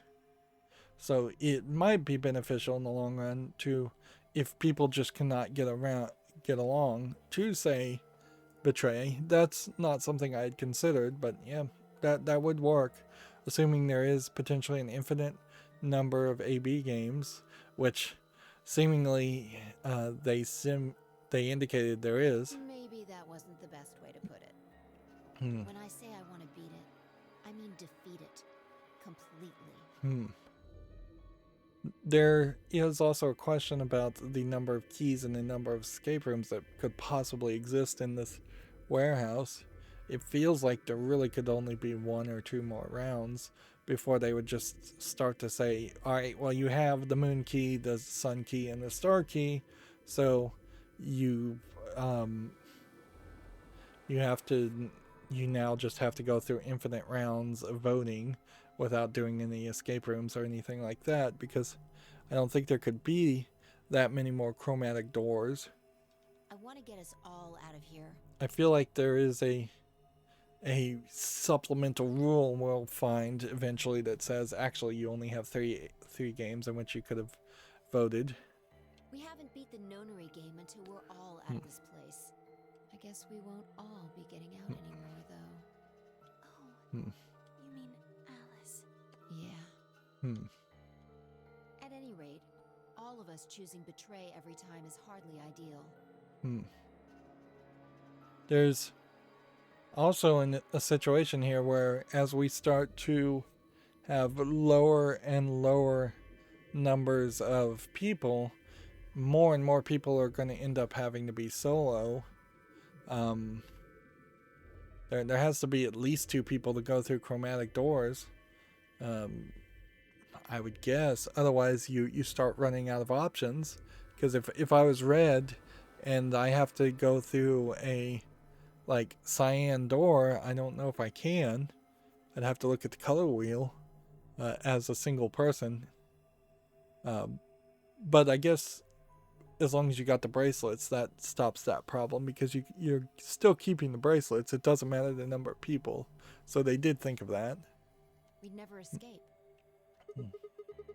And what are you going to do? Kay needs to choose ally. It's the only way. How will you make sure I do that? I have no guarantee that she'll choose ally as well. Would you do it if I could give you that guarantee? Well, yes, I suppose so. So it would be very easy right now to just run in the room and shut the door and have Kay hold on to Dio. Promise. So that Dio can't get in the room and vote anyways. Of course, then if Fi does run in the room and votes and she decides to betray. Yes. Good. Let's do this. Dio! Huh? There's someone behind you. What? Dio, there's someone behind you. The moment D turned his head, Fi was off. With seemingly supernatural strength, she leapt through the air across the room and through the AB gate. What the fuck? You bitch! God damn it, Fi! Open this fucking door! So she's definitely taking responsibility now if she doesn't betray. And she wanted us to betray at the beginning too, so I don't 100% trust her to actually ally. He pounded on the door screaming, but it showed no signs of opening the gate. Now what happens if Dio ran into a different room? Fuck! He gave the door one last slam for good measure, then ran into the next open one. Invalid pair detected. Please retry with valid partner. Members of a pair cannot vote in separate rooms. So they do say What? he can't run in there and cheat. Why the fuck not? This is against the rules. How am I supposed to vote? The announcer says nothing. This is bullshit. Are we really not going to see Zero Jr. anymore in the story? I guess not. I see. This is how Fi can guarantee your choice. Dio can't vote now, so the chances that Fi will choose ally just went way up. After all, if you pick ally and she betrays you, then Dio will have 9 points. Dio will have 9 points, exactly. Don't you think Fi might be worried that Kay will break his promise? After all, if he can be pretty sure that Fi is going to choose ally.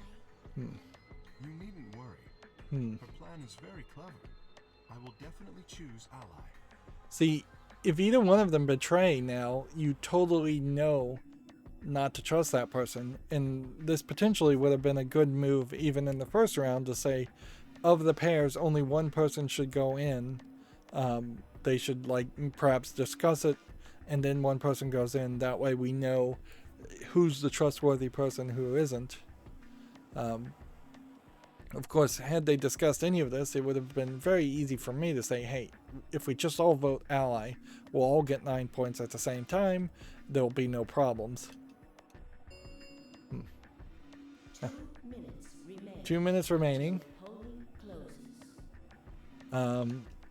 We don't have much time. And it seems like my choice here is going to be Okay. either ally or betray. Sigma? And I'm gonna ally, of course.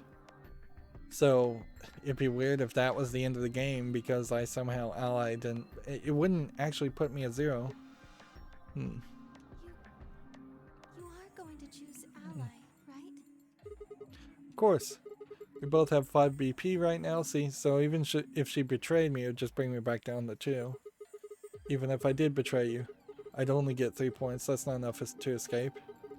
It's really short-sighted, though, to say, well, I won't betray you just because this won't be the last action that wins me the game. So I'd have to wait till the next round anyways. Makes sense? Oh, See, I see. Huh? nothing. Never mind. She wanted you to say something more lovey-dovey there about how you care for her. You promised. Hmm. You have to choose ally. Right, I will. And if she does betray me, this would be an interesting personality twist that would be definitely in line with some of the personality twists we saw in the first game, where characters totally fail. And I would have been in here with Alice, Seconds remain. and so there's just no conversation to happen because I'm alone. Now, what am I going to do? Well, I guess there isn't really any question. After all, I promised Luna that I'd pick ally. But what if she was lying to me? I would have chosen ally regardless. I mean, Sigma's going to be my opponent. I wouldn't be surprised if there's some kind of like supplemental rule that says anyone who betrays actually dies, and people potentially have sealed their fates even from the first voting. I trust him. 10 seconds remain until Ambidex Game polling But closes. yeah, I feel like we're gonna potentially get a lot of other people that betray. 6, 5, It's counting. Am I supposed to hit a button or 2, 1. ally betray? And you have plenty of time there, so ally, of course. Taking the top route always. Your vote has been recorded. Please write. Round 2 of the Ambidex game has been completed.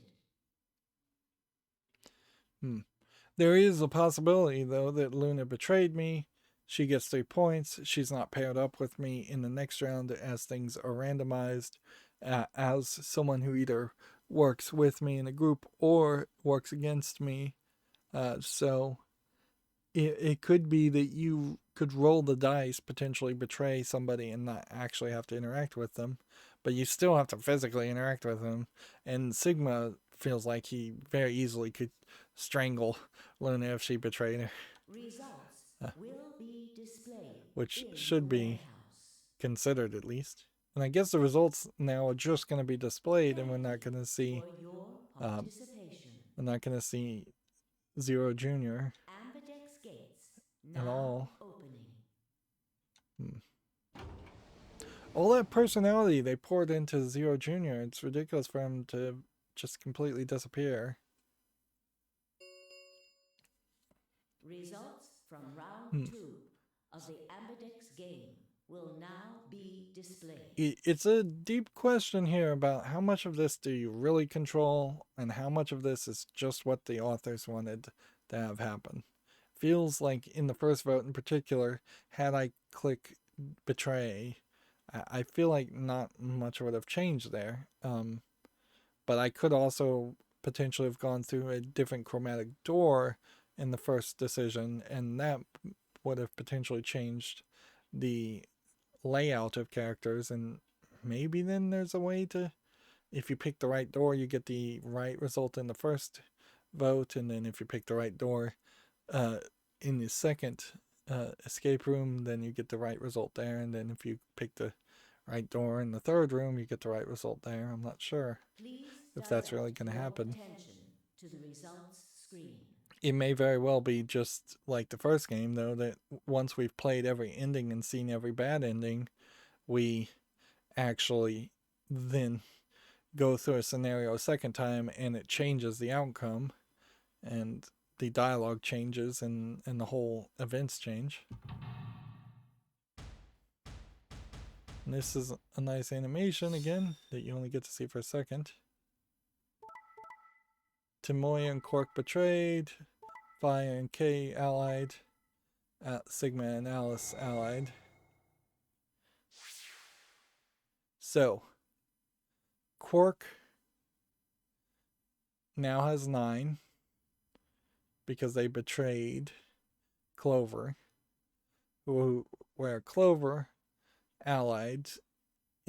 It's almost understandable to betray Clover considering how it went. So unless there was a actual conversation here where Clover and Quark agreed upon this deal so that they're both at 4, Clover is going to be very mad at Tomoya, but I can't really blame Tomoya that much for betraying. He needed to get back up. Fi and Dio are now at 7 and 8. So if they just ally with almost anybody, they escape in the next round. In fact, there's a pretty good number of people that could escape in the next round. Alice is dead. Sigma's at 7, so he just has to ally. Luna is at 7, so he just has to ally. So I could very easily potentially just save myself and try and pair with Luna again. But who are we most concerned about, really? Because there's basically no solution here in the next round where Clover and Tomoya survive, because unless everybody else is either dead or willing to go along with going one more round, because there's just no balance there. If we take 3 from somebody who has 8, say Dio takes 3 and gives it to Tomoya in the next round, then that would be 7 to 5, and then Dio can't in the next round win. If we give everybody 2, we're going to have to go another whole round or 2. But you could definitely, if you go another round, you could easily calculate this. If Dio, for instance, got to 10 and then got another 2, while Tomoya and Clover got 2 each time that way, then they would be at 8. So Dio could be at 12 at the same point Tomoya could be at 8, and then it would be very easy for Dio to either ally again and or just be betrayed. Even at 12, it doesn't even matter. It wouldn't really even eliminate a round at that point. So there's 2 more rounds that would have to happen, and the question about whether there actually is 2 more rounds. And it seems like we've hit the end of the story, so have been assigned or subtracted accordingly. So I think we've found Quark is 0. That would be my assumption. Or Quark got all 9 points and he's going to escape. It's kind of sucky if they reveal Quark is 0. It's only sort of sucky if it turns out that the kid survives and is selfish and doesn't stay around to let the other people escape. Please check your bracelet to see your updated bracelet points. 4, 7, 8, 8, 7. They don't show the bracelet of... Thank you, Sigma.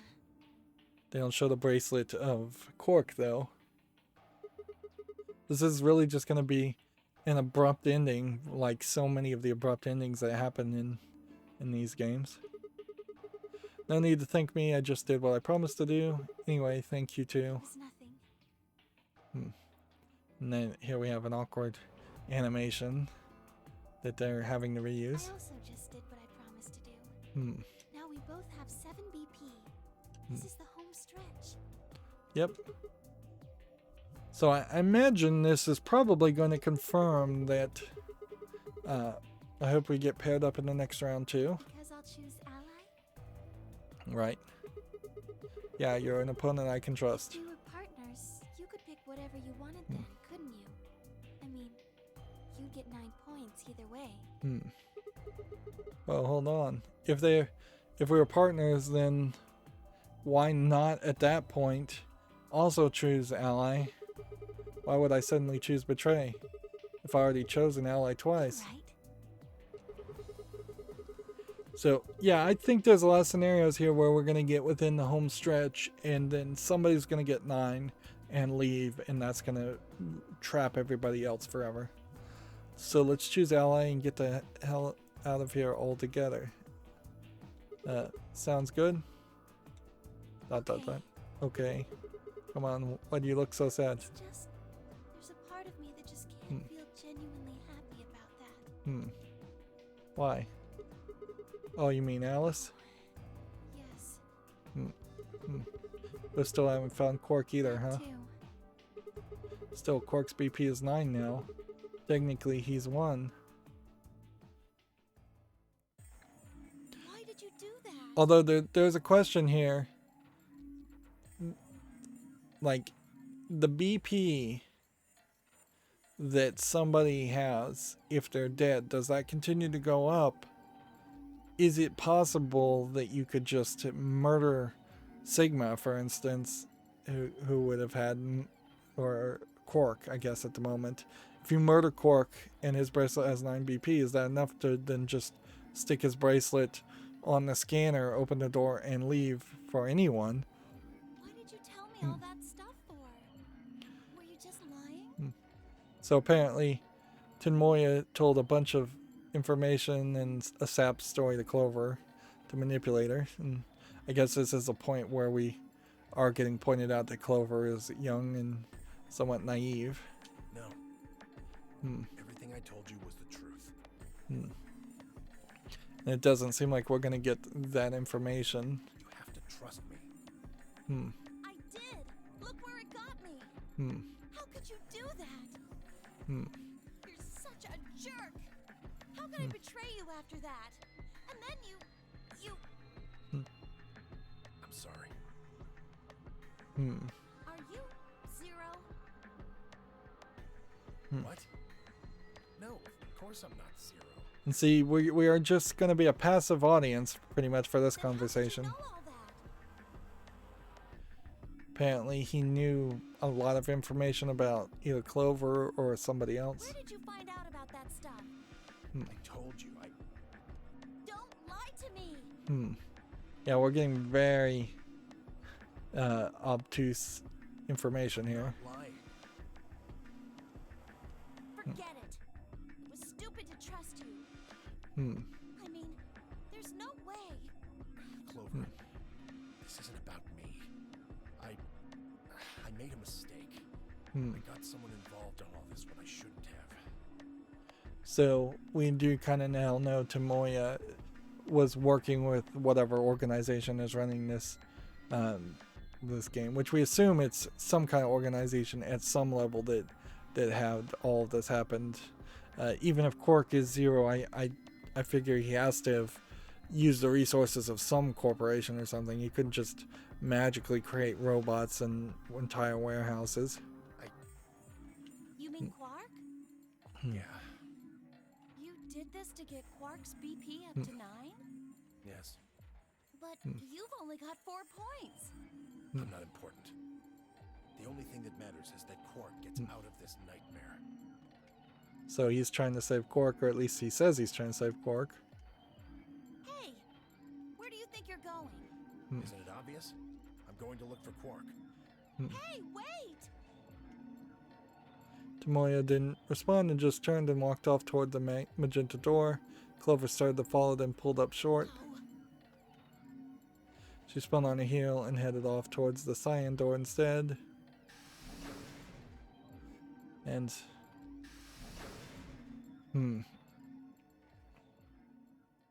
are we just looking for Quark now? What just happened? Like, we didn't even see any other chromatic doors or any more elevators. So, like, if we don't find more doors and more escape rooms, I don't know how the longer course of events is going to really happen. I thought Clover had said she didn't trust any of us anymore. I know.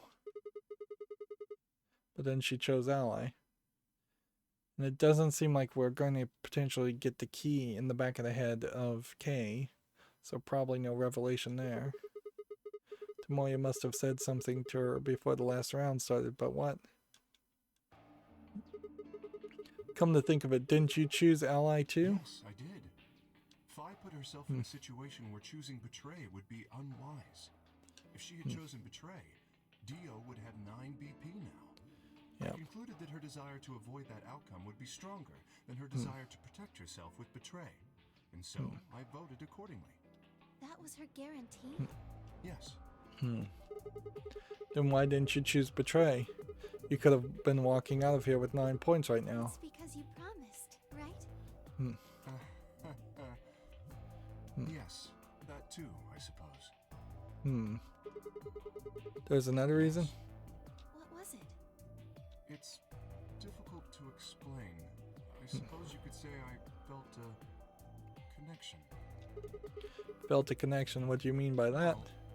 When we were investigating the pantry together, I felt that Fi was somehow similar to me.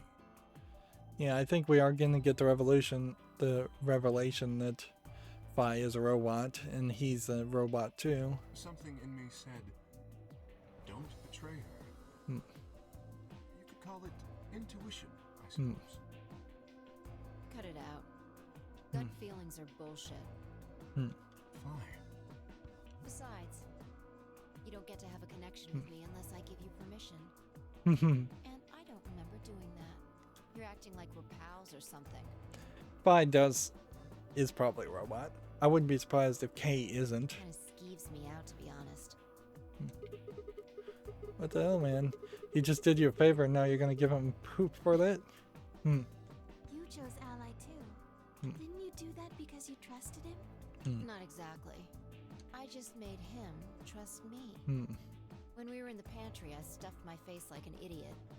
That got him to lower his guard. Oh. Wow, now Fi is being shown as being fairly manipulative. What? Did you really think that would be enough to convince him? I mean, if you're wrong, then he could have escaped and left you What are you behind. getting at? Well, I'm just thinking that maybe you felt some kind of connection to him, too. Oh, come on. How am I supposed to feel a connection for a guy whose face I haven't even seen? You tell me. Shut up. Yeah, I think Fi probably tries to play the tough guy more than she actually is. If we could change the subject. Also, we've Dio go. fairly completely forgotten about her ability to see the future. Like she seemingly has not given any indication that she's seen any other flashes. Yeah, that's a good question. Maybe Dio has Quark's watch and maybe he's about to He must escape. have been here for the results. Oh, I saw him leave. He checked the results and then left through the yellow door. Yellow door. So where did he go? And it's funny that they've kind of Chekhov gunned this crane and done nothing with it. Suddenly the warehouse was filled with the groan and clang of metal doors grinding shut.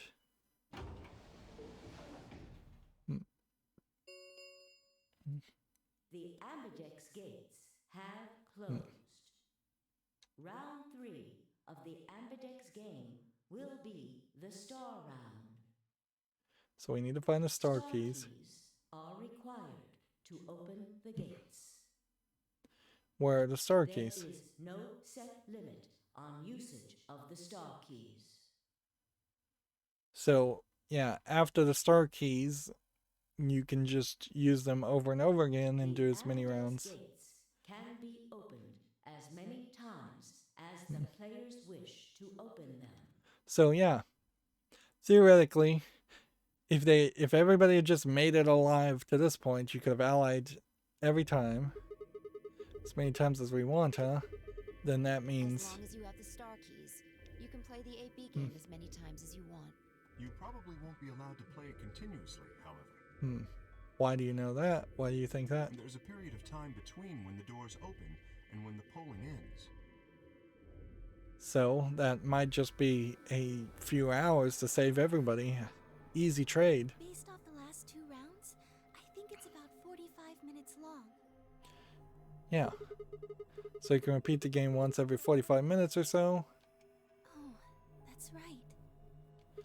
What? Remember what Zero Jr. said? What did he say? As soon as the gates close, your colors get all shuffled up automatically.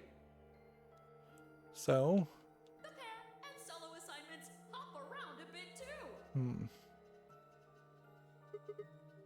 So that might just mean that there's a possibility where you could be in a scenario where it'd be very difficult to get everybody up to 9, but not really.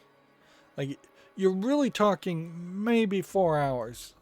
Maybe 4 hours of playing the game to get everybody to ally. If just everybody allies, and then everybody would have 9, everybody could leave at the same time. What are your bracelets, guys? Looks like I'm a pair, a magenta pair, Me too. paired with Phi again. Looks like we're pairing up again. Better than getting stuck with Dio, I guess. And what's that supposed to mean? I'm a yellow pair. Yellow is paired What with about you, Luna? who? I'm a solo, but I'm green. Green. Wait, green. Yes. Red, green, blue is different than the secondary colors. So apparently Luna has to go in one of the floor A rooms, whereas everybody else needs to go to floor B rooms. Hold on a minute. Weren't the colors for the first game red, green, and blue?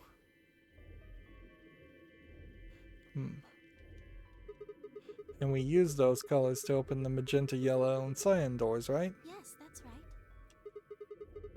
Then the next round, we had magenta, yellow, and cyan bracelets and opened the red, green, and blue doors, right? Yes. But this time we've got magenta, yellow pairs, but also a solo green.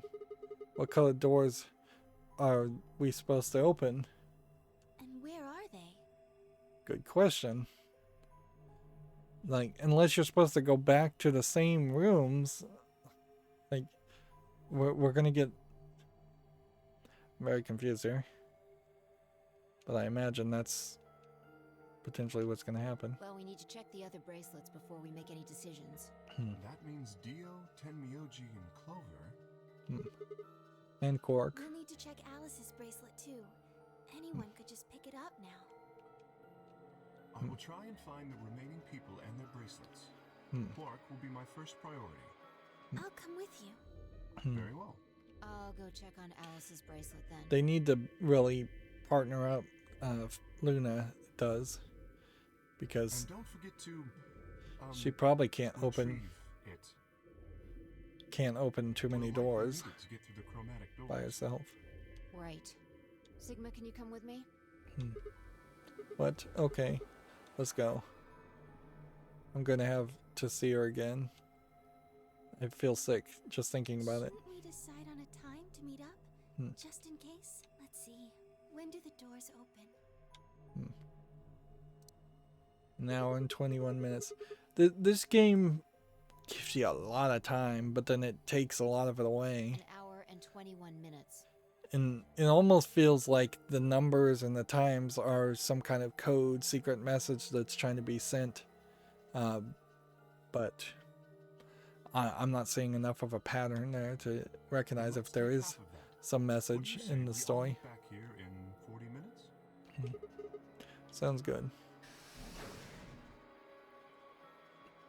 I feel like we are near the end of the game, so I probably am just going to get murdered by somebody. Kay and Luna step through the magenta door and out the warehouse. Hey, you don't think Kay's the killer, do you? Maybe. But if he is, then Luna's in danger. Damn it, You're Pi. not one to talk. I didn't see you stopping her. Well, yeah, but I just had a gut feeling that I could trust him. A gut feeling, huh? Sure you're not the one who's feeling a connection to our armored friend? I mean, all that plating is pretty flattering to his figure. That's not it. Sure. So she's potentially teasing him that he might have a gay attraction to him. Assuming he's male, yeah. Like, that is a big assumption there. His voice could be changed. There could be a female in there. Have you considered that it might be Luna? No, that's not possible. Because Luna didn't need a knife to kill Alice. When we played the last round, Alice's BP was 1. Luna was playing against the 2 of us. All she would have had to do is convince us to vote ally, and then she could have killed Alice easily. She would have just had to pick betray. But Exactly. if she'd done that, do you really think the rest of us would have let her get away with it? We'd probably have tied her up or locked her away or something. Yeah, we don't have any rope or way to lock people up. It would be a good plan to tie a lot of people up. Besides, there's no way in hell Alice would have chosen ally. Why would have... The Yeah. only way to get an ally vote from your pair would have been to physically overpower Alice. Or trick her like I did with Dio. So what, you're saying Luna's the killer? No, I'm not. I'm just saying the possibility exists. Even if she was, I don't think we'd need to worry about Kay's safety. He's got a full suit of armor. I'm betting he's pretty hard to kill with all that on. Alright, I think that's enough of that. Let's go check Alice's That does make a interesting argument, certainly.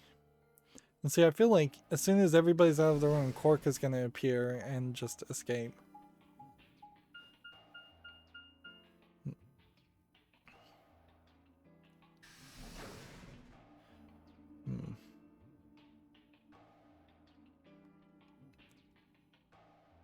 It is a significant advantage to be in armor when everyone else isn't.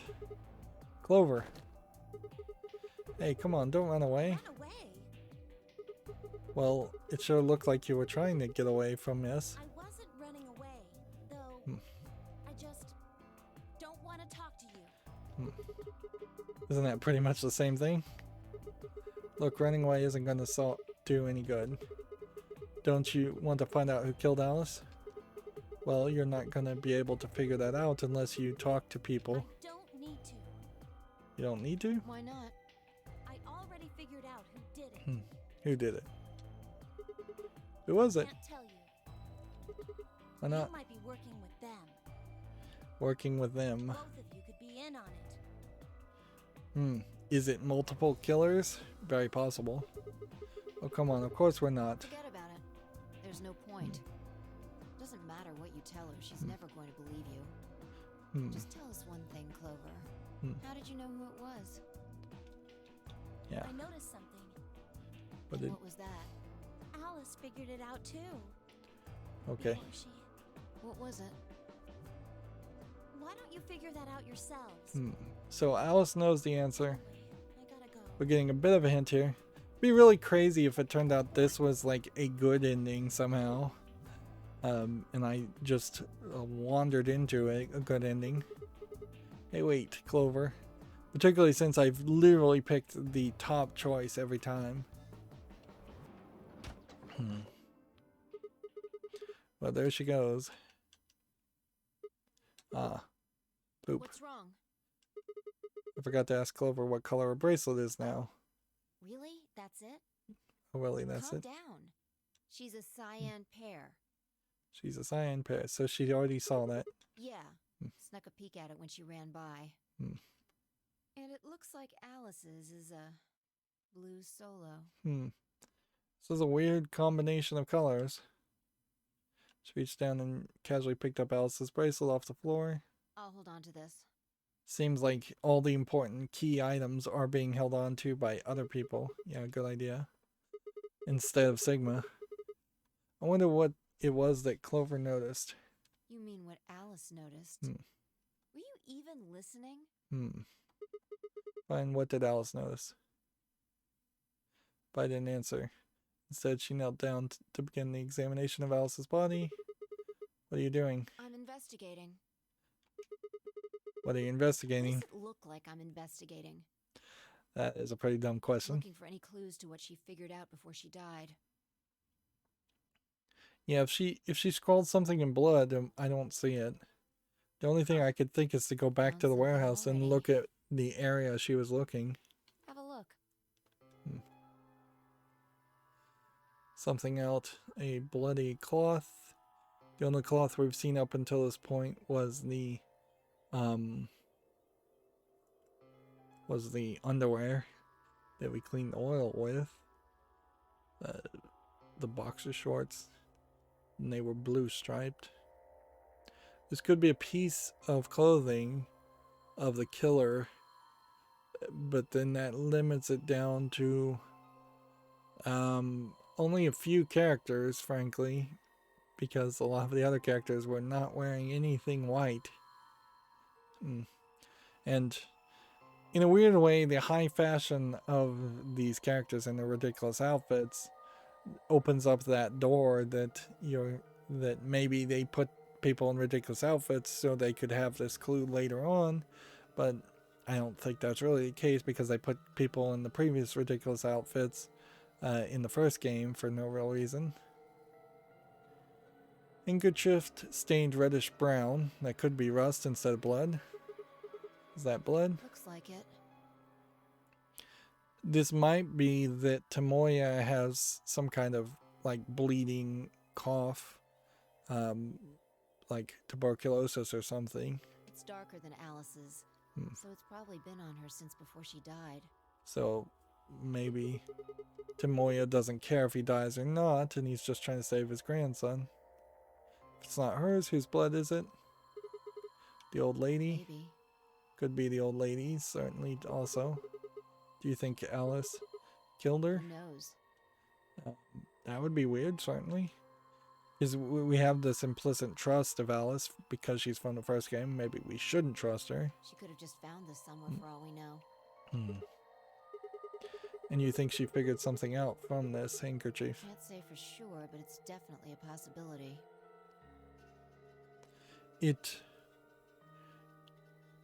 It doesn't say that much to my mind if it does turn out that Tomoya is dying. Because that just kind of eliminates him from being Zero, who, when I really hadn't considered him to be Zero anyways. Time we moved on. We need to figure out what Tenmyoji and Dia's bracelets have changed to. I don't know why they wouldn't pull out the knife or screwdriver or whatever to figure out if it actually is a knife or screwdriver. And frankly, they should take the weapon and figure out a way to either get rid of it or keep it on themselves shorter of that. Maybe hide it somewhere else. Because if there's a knife left in the chest, that's just one more weapon. I assume Zero, if he is the killer or whoever the killer is, probably has some other weapons hiding in different places.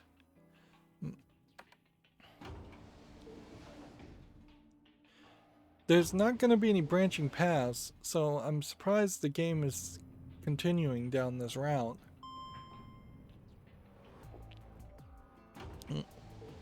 And inherently, in the first game, the paths did start to expand and go longer when you were on the perfect path, but I wouldn't have expected that in this case.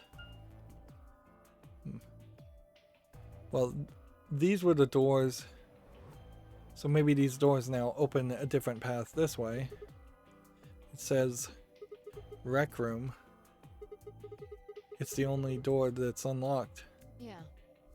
So this is where Tenmyoji's team went. I guess. I'm gonna open it, alright? How many times do I have to tell you? You don't need to keep asking permission. Okay. And I feel like we're just gonna go in here and see a bunch of dead people.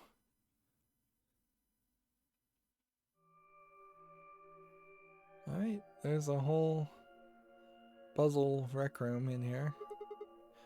Tenmyoji, I'm guessing from your face that Quark is still missing. No sign of him, huh? Happy? Yeah, that is definitely a line of dialogue that Sigma didn't need to say if Sai was going to basically say the same thing. I'm What? asking if you're happy Quark's still missing. No, of course not. Why would I Does be? it hurt? Are you so terrified about whether or not he's safe that it feels like someone's got your chest in a vice? This is an odd conversation, but I can't blame Tenmyoji that much. Looking at his outfit, like all blue shirt, I don't feel like he had a pocket handkerchief before or anything like that. So, yeah, a white handkerchief could have been anybody's. Although they did all search their pockets and say they had absolutely nothing. So, that is questionable. I didn't think so. Quark's got 9 BP. If I find him first, I might make him escape. So it's better for you if I haven't found him yet. Am I wrong? Tomoya, what's going on here? This doesn't sound like you. I know you're worried about Quark, but... Just what the hell do you know? And this fighting stance is terrible animation choice. You can definitely see that a lot of these poses in someone's mind would have made sense, but they are totally not subtle enough for normal usage. He's all I've got left. If something happens to him,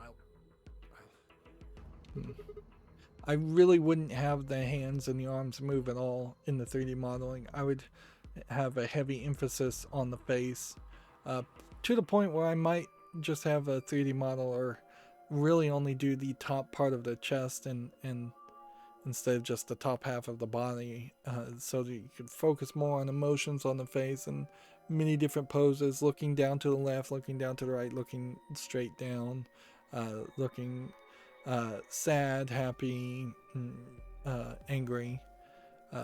I would not try to depict any of it with arm movements, and the arm movements would be very subtle, to say the least. it's all my fault. But here you have like 2 different poses in which the body is just awkwardly angled and his fists are up. It wasn't supposed to be like this. I never should have brought him here. So here we have Tenmyoji admitting that he knew the Nonary game was going to happen and that he brought Quark intentionally here. Did you say brought? Yes. Zero made me an offer.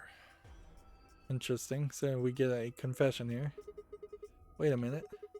I thought you said you and Quark were abducted like the rest of us. You mean you came here voluntarily? Hey, answer me. What the hell is going on here? Can I see the other side of your bracelets? The other side of your bracelets. Why? Huh? Please, just do it. Well, I looked at one other. Neither of us knew what was going on, but there was no reason to refuse. We shrugged and did as we had been told. Then suddenly... So, different animation here. We see Philip's head screws. So is there some kind of indication that the killer has different screws? Or is it that perhaps Sigma's bracelet has like these white dots in the center, whereas Sai's doesn't? It's very blurred out with the yellow spotlight. That was a bad artistic decision.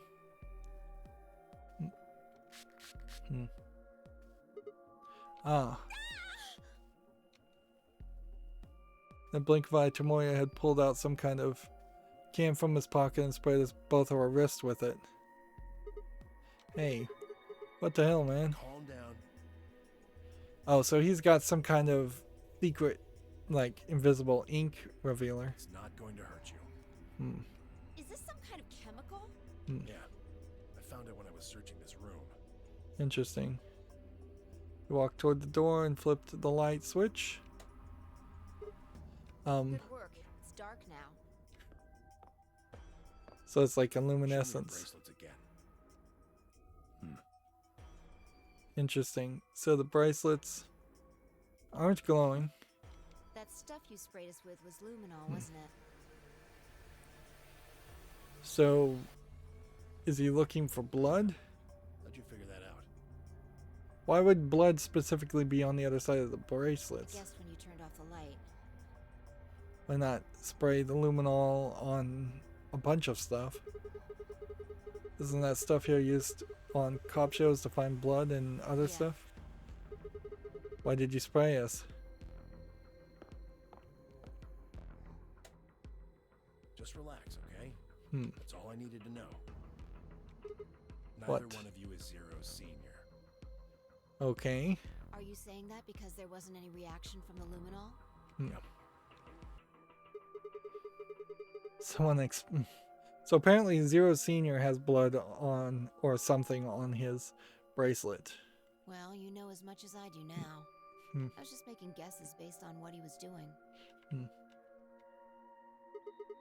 Hey Tomoya. Sorry, but I've got to go. I need to go look for Quark. No, I'm sorry, but I can't let that happen. You dropped a real bomb back there. I'm not about to just ignore it. What did you mean when you said that Zero made you an offer? Why are you here? I can't tell you. Interesting. Why not? I don't really understand how, but you seem to have decided that neither of us is Zero's senior, right? Then why? You don't get it. I can't tell you no matter who you are. Can't tell you no matter who you are. Right now, we might as well assume Quark is a hostage. Interesting. Zero Jr. seems to be aware of everything that goes on here. If I tell you, he'll know. And then God only knows what Zero Sr. will do. Please, I'm asking you. So he can't really reveal anything, and once again, it's kind of noticeable that the lip flaps are not matching with the English dialogue. Maybe it matches with the Japanese spoken Put dialogue. yourself in my shoes. I doubt it, though. When you look at the lip flaps, that's barely anything. And again, if you're going to focus on the animation and do 3D modeling, I would have definitely gotten rid of almost all arm movement in favor of lip flap technology being better. I look at him in the eyes for the first time since we'd entered the room. I saw nothing but years of loneliness and regret. Before I could speak, he turned and left the room.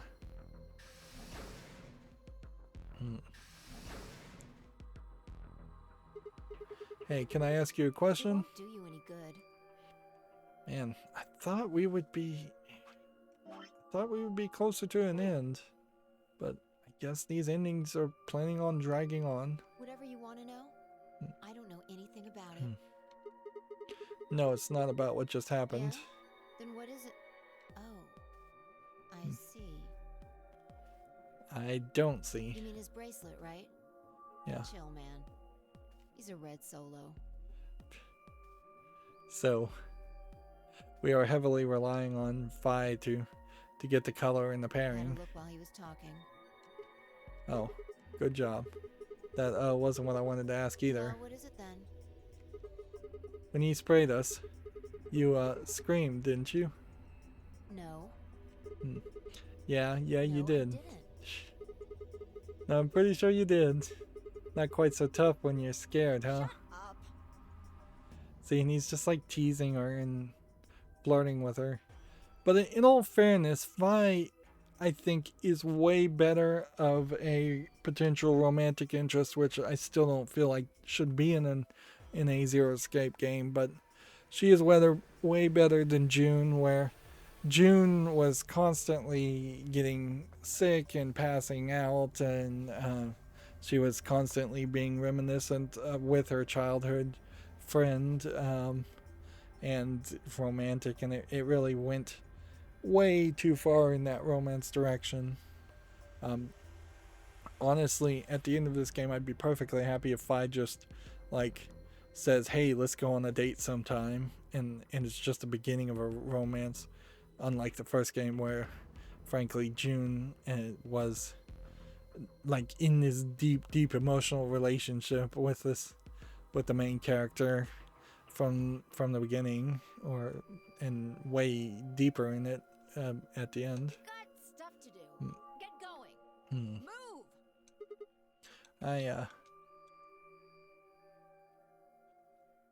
That's very Japanese. Aya. That'd be hard to translate, certainly. So I guess if there was a split of 3 doors, then there is room, I suppose, for there to be different paths on floor B. But I'm also noticing here they found another warehouse floor that looks like the previous one. It looks like another warehouse. And if we need white, how do you get white on chromatic colors if you merge things together? Feels like you probably can only go through 2 doors. Then you would have to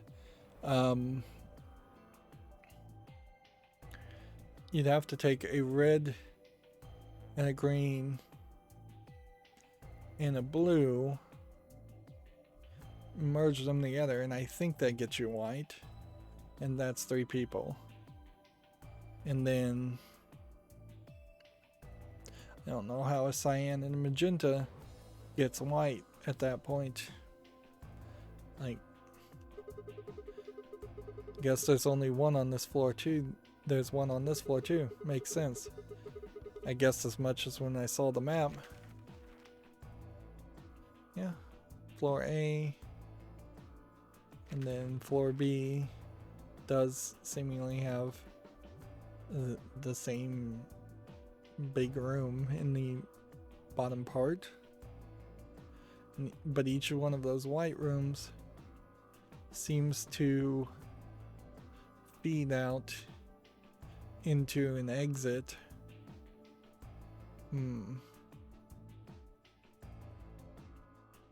But they are definitely heavily emphasizing the arrows this time also.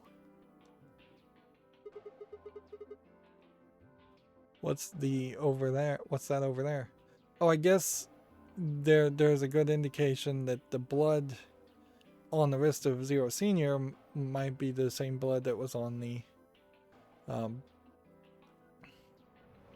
of the wall. It says Memento Mori, if the 9th lion ate the sun. That's another anagram,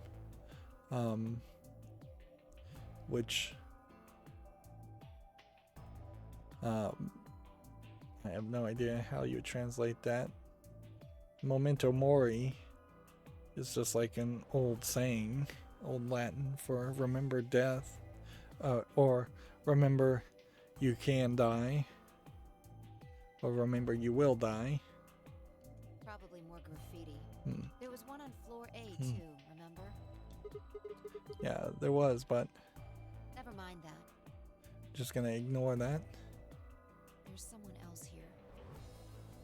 If the 9th lion ate the sun, like Pluto, the 9th planet, ate the sun? I don't get it. Is that Dio? Looks like it. Let's go see what he's up to.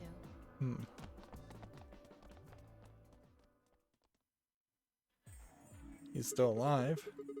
What are you doing here, Dio? Nothing. Just going with the flow, you know? And seeing where life takes me. You don't seem to have any interest in searching for Quark. Why would I?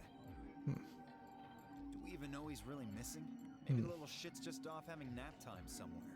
So I figure, let sleeping dogs lie, right? Or kids, in this case, I guess. If we wake him up, he might realize he's got enough BP to blow this popsicle stand and ditch us. That happens, it's all over. We'll be stuck in here for the rest of our lives.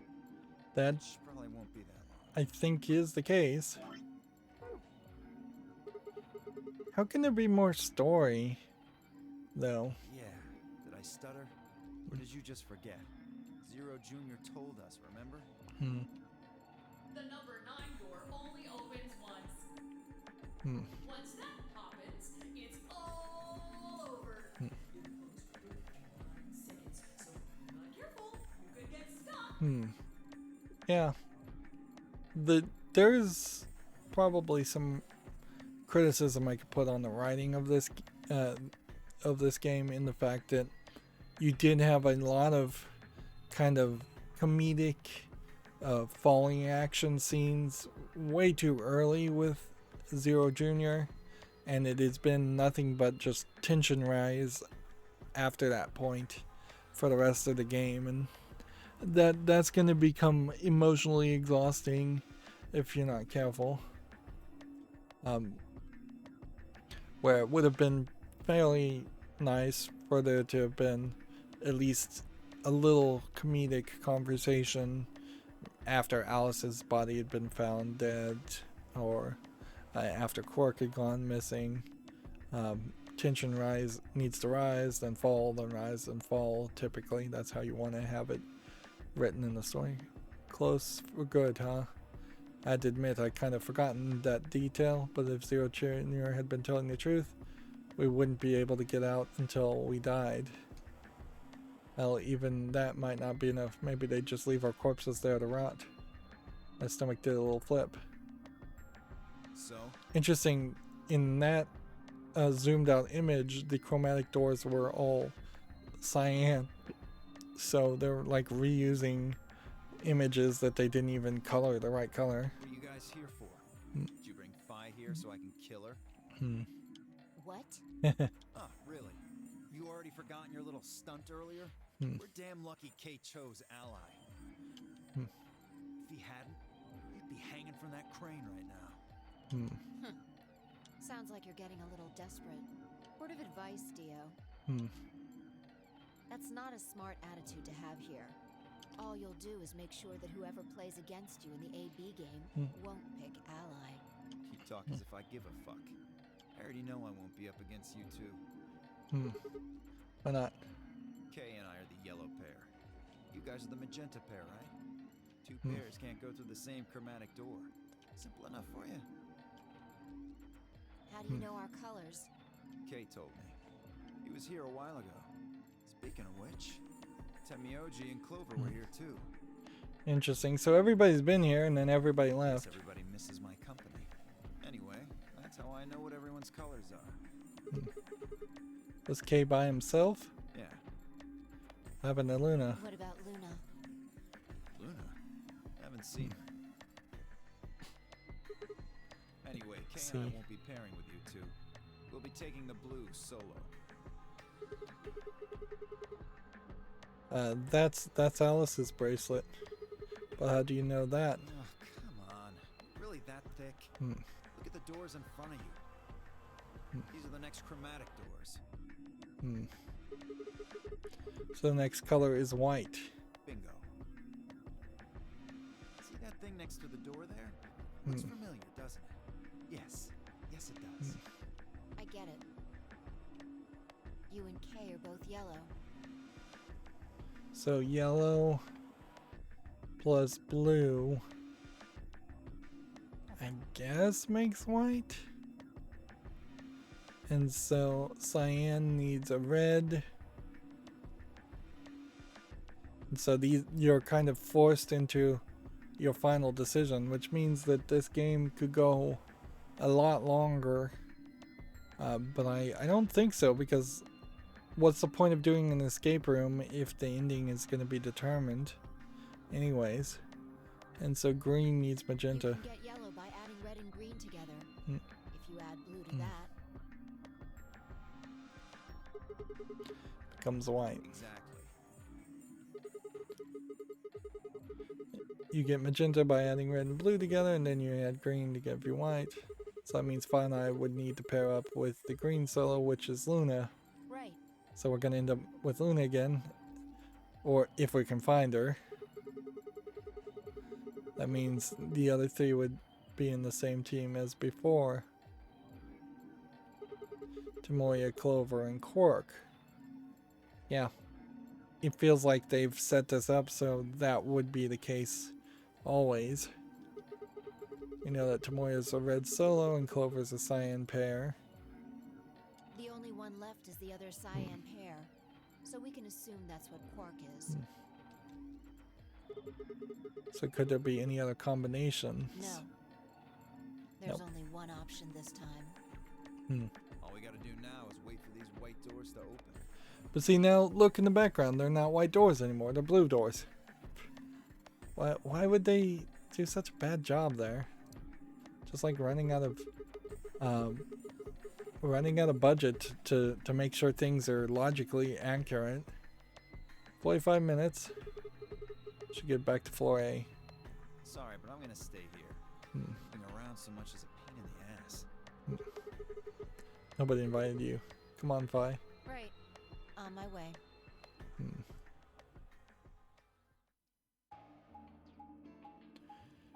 I'd be alright if the game just teased these white doors and we don't actually get to the white doors in this run.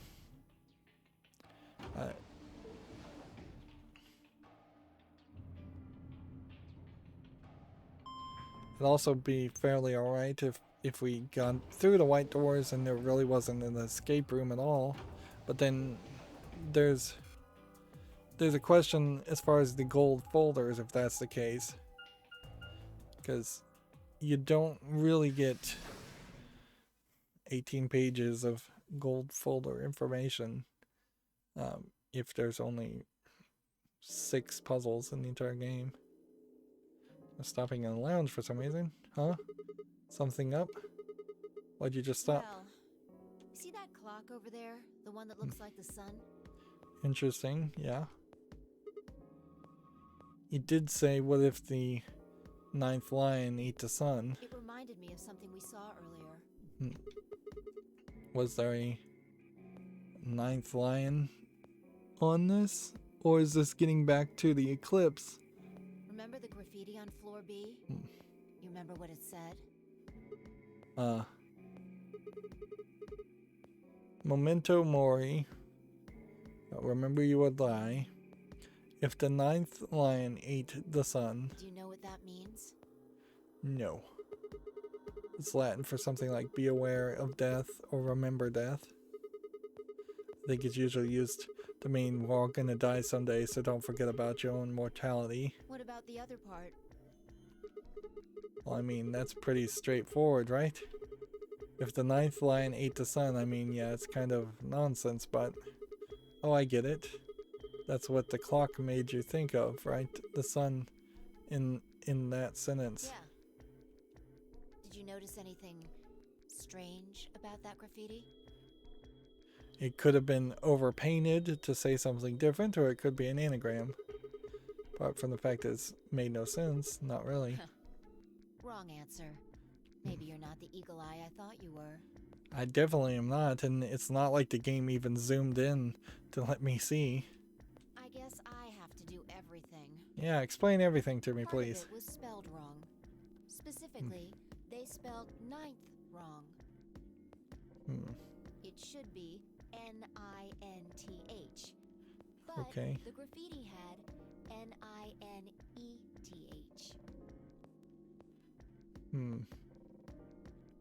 So, not maybe it said specifically 9. Oh, yeah, I guess you're right. How do you break that? If 9 actually said 9 and they added the TH, you could say 5. 9.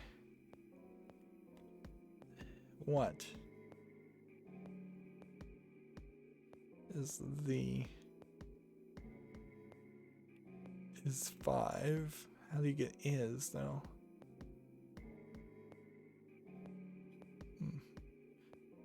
Like, you'd have to really name somebody in this case, because unlike the first game, the numbers have been changing on the bracelets of everybody else.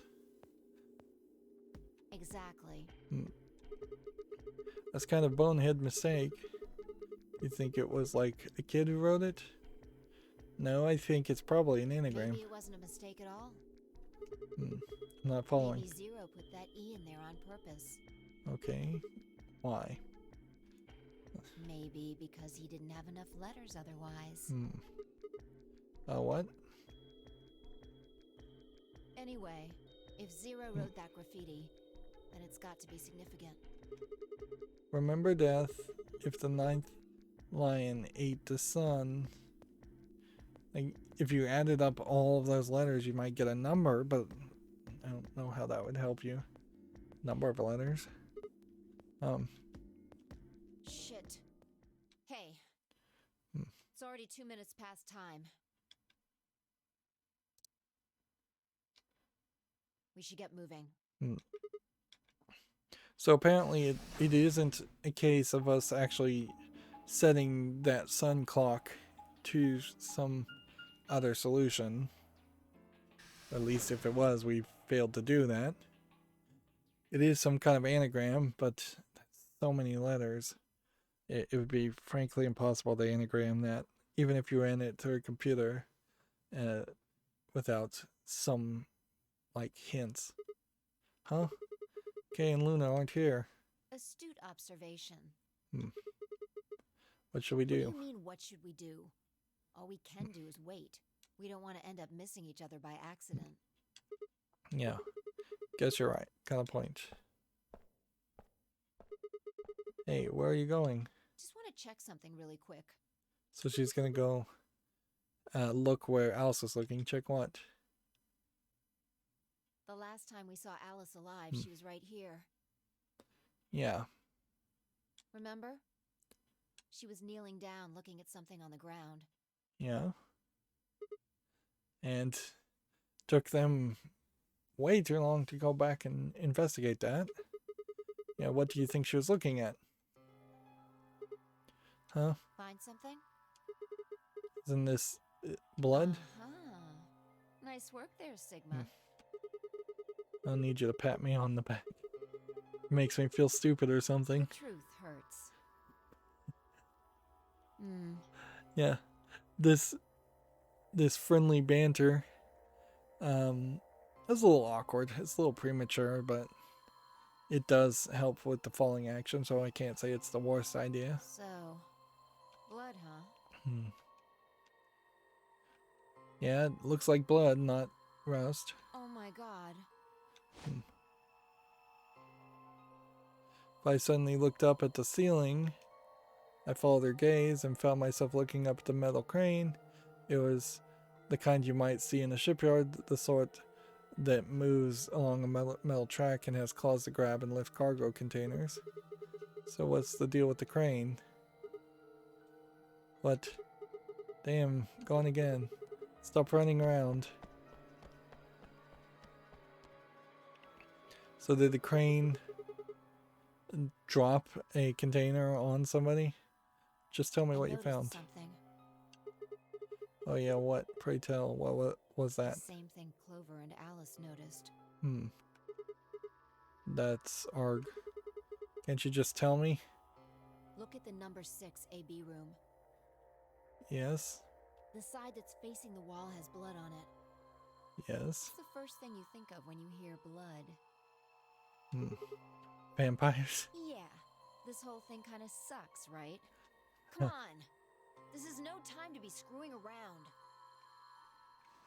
I'm talking about this thing. Right. The handkerchief Alice had. There's some blood on it that we assume belonged to the old lady. That Consider was one this for a assumption. moment. Let's say this thing was on the floor next to the rightmost AB room.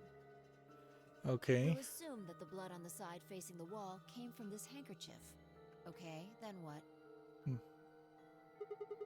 Alice was looking at the handkerchief. Right. What do you think was going through her mind? Why is there a bloodstained handkerchief here? Or something along those lines? And? Did this belong to the old woman? It must have. And? But if it did, then who put it here? Or wait, maybe someone just dropped it. Or they could have thrown it here. You want more? Almost there. How long has this handkerchief been here? Something like that. Yes, exactly. So how long do you think it was here? Well, I imagine it wasn't here from the start. When's the start? When's the start? You know, when we started, when you and I escaped from the AB room through the hatch on the roof. First thing we did after we got out and met everyone except for Clover and Kay was go look for the number 9 door. We spent a lot of time examining the AB rooms too. Yeah, I know we looked at this from this exact angle. I'm pretty sure there wasn't any handkerchief there then. There wasn't. Wait. Huh. Finally figured it out, huh? Have the rooms been moved? They have been moved. I was wondering if that was the case. So there was a AB room that was on the far right that was picked up and put to the far left. And potentially all of them could have been picked up and shuffled. And the bloody handkerchief was there the whole time under the AB room. Which means that potentially the body was in the AB room on the far right from the word go. Which means the 2 people in that room, who I can't remember who those are the killers. And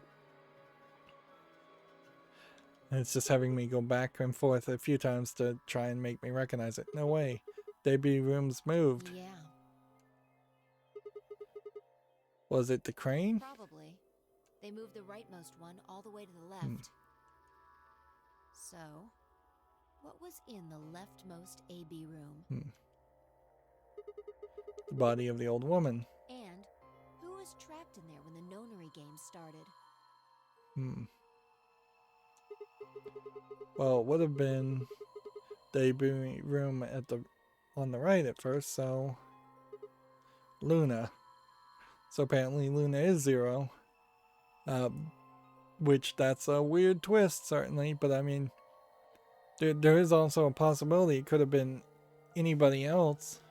It could, frankly.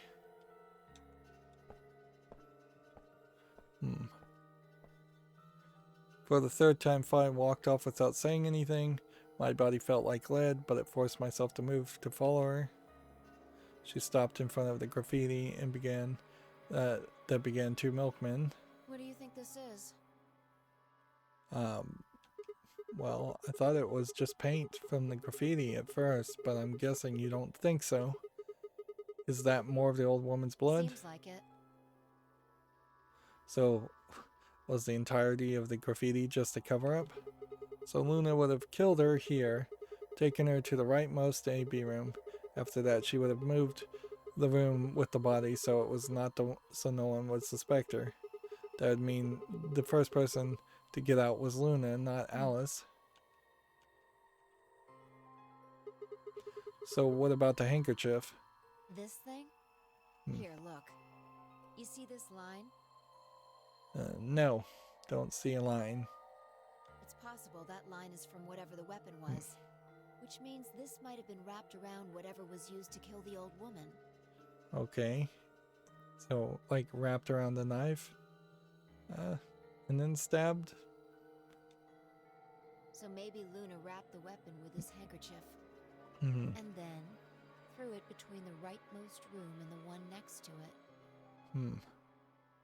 I don't know why they would do that if our plan was to move the crate, the AB rooms later. Why not throw it between the next two rooms? Then when the room was moved, it came out. That mean Alice picked up the weapon along with the handkerchief? Seems pretty likely. The music here is This is all good, but just it's gonna get speculation, repetitive because it's gonna loop probably too much. There are a whole lot of things we still don't know. Yeah, it's a mystery, all right. For example, why would Luna leave the AB room, murder the old woman, and carry the body back and hide it in the same room? I guess it's possible she just wanted to hide the body, but we still don't have any idea why she would have wanted to kill her in the first place.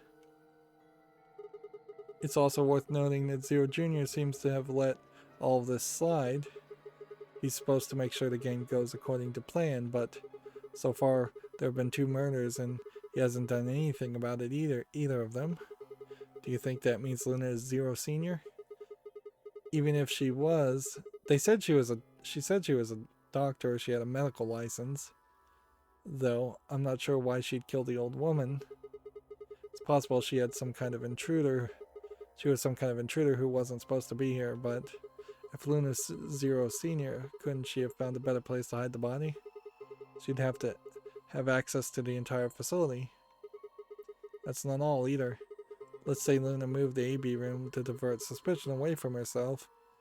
How did Luna just drag the body alone in the first place? Luna doesn't seem like someone who would be able to do that very easily, particularly with no blood being on the floor and dragging a path directly to the AB room. If that's the case, why did she leave the handkerchief and the weapon there? She had to have known they'd be discovered after she moved the room. Besides, when and how did she operate the crane? Luna was with us since we first got out of the AB rooms all the way till we found the old body's lady.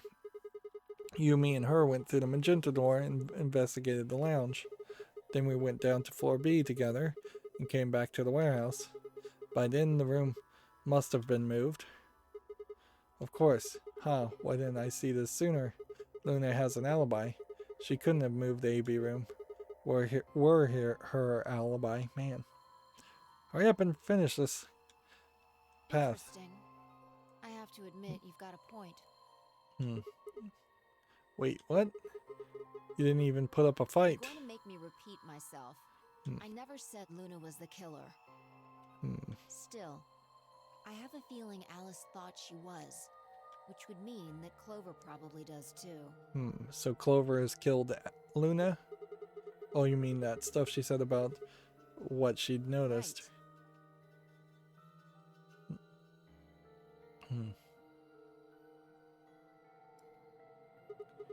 Hey, Fi. I'm starting to get a really bad feeling about this. We were supposed to meet the others 20 minutes ago, but there's still no one here. You're right. I bet enough people have been killed now that nobody can go through a white door. Sigma. Also, if the star key has ultimate and unlimited uses, you may just need 1 star key to open every single AB room. And honestly, you may have only needed 1 of each type of key to open each AB room anyways. Phi. Sigma Phi. There you are. Okay. I'm sorry. I have some bad news.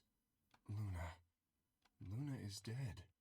She's in room 2 in the crew quarters. The same room where Alice was murdered. Interesting. And we pretty much assumed Clover did it. And we're doomed. I guess I'm supposed to hit A here. It's been a real long time since they've let me do any actual gameplay. Like, dude, have we even done even a single escape room? No. Nearly 3 hours of just wrap up. Green solo. I guess we could still go through door, with Luna being dead since we have a bracelet. So it's the third time I touched the body and felt cold skin. And you can see the medical scanner is in her hand. And her bracelet is off. I guess she's not zero. Thought it might be easier, but it's only gotten worse. I didn't think I'd ever get used to it, but I didn't want to.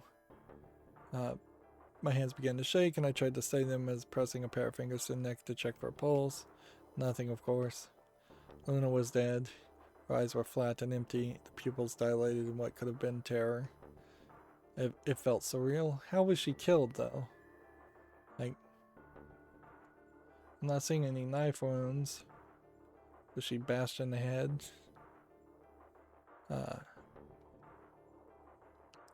It felt surreal, like I might blink and then she would sit up again. She would smile and blush and look away nervously, and everything would be alright. I blinked, she lay there, still dead and pale. And I trust him. Yep, so, tragic death. Grief cracked open like an egg and rage clambered out, hot and angry and screaming. It clawed at the inside of my chest and pounded at the back of my eyes. I squeezed them shut and ground my teeth. My hands balled up into fists so tight they hurt. This is way more narration and description than we've gotten in most of the other scenarios. But that is definitely the right place to put more narration in the description. I took a deep breath, opened my eyes again, another breath. I stood up and realized Kate was talking. I believe she was poisoned. Poisoned? See here. This device is some sort of syringe. I think it's called an injection gun. Okay. You can just put whatever you want in one of those vials and then pull the trigger. It's kind of like the needles in these bracelets. The drug they used is the same as well. The label on the vial says tubocurarine. Okay. Muscle relaxant. Since it's empty, I can only assume Luna was injected with it. You see the mark on her neck. See, you have to zoom in really close to show us the injection, which I think an injection gun of modern technology in the real world would almost certainly rip the arteries in the neck and the veins in the neck if you tried to use it there. It's definitely more designed for injection into deep tissue, not soft tissues around the neck. I believe it is safe to assume that is where her attacker injected the drug. And I guess if you inject enough muscle relaxant into a person, you potentially could just have them relax their heart enough to kill them. But it also opens up the door in this sci-fi story that she took the muscle relaxant to stop her heart, to get the bracelet to come off, to then also wake up later. Perhaps they chose the neck for the carotid artery. Then your guess is probably correct. Luna was injected with tubocurarine, and it killed her. What about the others? Should I go get them? Like the tubocurarine was the one that would kill him, and the soporol was the pain, like the sleeping injection. No, never mind. I want to get your story first. What do you mean? When you left us, you and Luna went off together, right? But when you talked to Dio downstairs, he said he'd only seen you, not Luna. Why is that? Luna and I split up as soon as we got to floor B. We determined it would be more efficient. Two of us working separately could cover more ground in less time. Alright, so why were you late? What? You didn't show up till 20 minutes past the time we were supposed to meet. Sigma's asking you what you were doing. I was resuscitating. Resuscitating? Let me explain how I found her. I had gone to the warehouse 5 minutes before our meeting time. You had yet to show up, as had Luna. I believe I was standing between the yellow and cyan doors. Interesting. Some minutes later, I heard something. Thought all these rooms were It soundproof. came from behind the cyan door and sounded like a woman's scream. Well, Interesting. it was actually quite faint. It was several doors away, after all. And as such, I couldn't quite make out what was being Well, they said said. the AB rooms were soundproof. They didn't say the other rooms were soundproof. Even if I had heard it at all. It seemed entirely possible that I'd imagined it. I heard no other sounds for a few minutes following the scream. Eventually, the silence made me uncomfortable. Perhaps something had happened. So, I made my way to the crew quarters. As I entered the hallway, I noticed that the door to room 2 was slightly ajar. That was when I first suspected something was amiss. You can imagine the rest, I'm sure. I ran into the room and found Luna on the floor. So you're saying you spent a good 20 minutes trying to resuscitate her? Yes. I deduced that she had been injected with tubocurarine. Her heart had stopped, so I attempted CPR. To the best of my abilities, at least. With this mask, I was obviously unable to provide artificial respiration. Yeah. Why didn't you tell us? Because I had no reason to believe you would be in the warehouse. If you weren't, I would have wasted precious time. I chose instead to begin resuscitation immediately. This is believable. As you know, even a short time without oxygen can cause serious brain damage. I felt time was of the essence. We've totally lost the key, though, to take the mask off of him. Like, that whole plot has just been forgotten. How much time passed between when you heard the scream and when you came in here and found her? I'm afraid I can't say exactly. But I would hazard a guess that it was around... Just trying to 3 rush minutes. through all Did you these. see the killer? No, I did not. Then the killer had 3 minutes to escape. It could be Quark still. If Quark is 0, he wouldn't care if he has 9 points or not. But it could also have been pretty much anyone else. That would have been plenty of time. When you leave this room, immediately to your left is a door that connects to the hallway. I assume they left that way. Is there any chance they hid in this room somewhere? No. I examined the room thoroughly before I left to find you. So no trickery there. May I say something? Yeah, sure. I'm not sure if this has anything to do with Luna, but there was something I wanted to point out. Look at Alice. Do you notice anything? The knife might be missing, and Dio very well may have come up here to get her bracelet. Because he would have needed it, and he wouldn't have... Nobody told him that Phi was holding on to it. The weapon. It's gone. Indeed. The wound suggests a knife, but I doubt we'll know now. Yeah, they should have taken the weapon. I said that. Then did the killer take How it? would I know? Maybe they took it before Luna was murdered. Why are you asking me? If they had it, why not use it to kill Luna? Yeah, that would make sense. Well, because you would have come into this room just expecting to take the watch and maybe the weapon, and then you got into a fight with Luna and had to attack her with the drug. That doesn't make the most sense, because then you would have had to add the drug too. Somebody's definitely just trying to kill everybody. What? Sigma, if you were going to kill someone, which of these two methods would you use? Yeah, men tend to kill with violence. Women tend to kill with poison. So there very well may be two killers here. I wouldn't This kill is anyone. hypothetical, I would choose the injection gun. right? Most people would choose that. I guess that The more Makes you can sense. divorce yourself from the actual killing, the easier it is to kill someone. There's a big difference between stabbing someone and injecting them with poison. So you're saying they took the knife before they killed her? No, I don't know either way. They could have taken it afterwards. There's no way for us to know.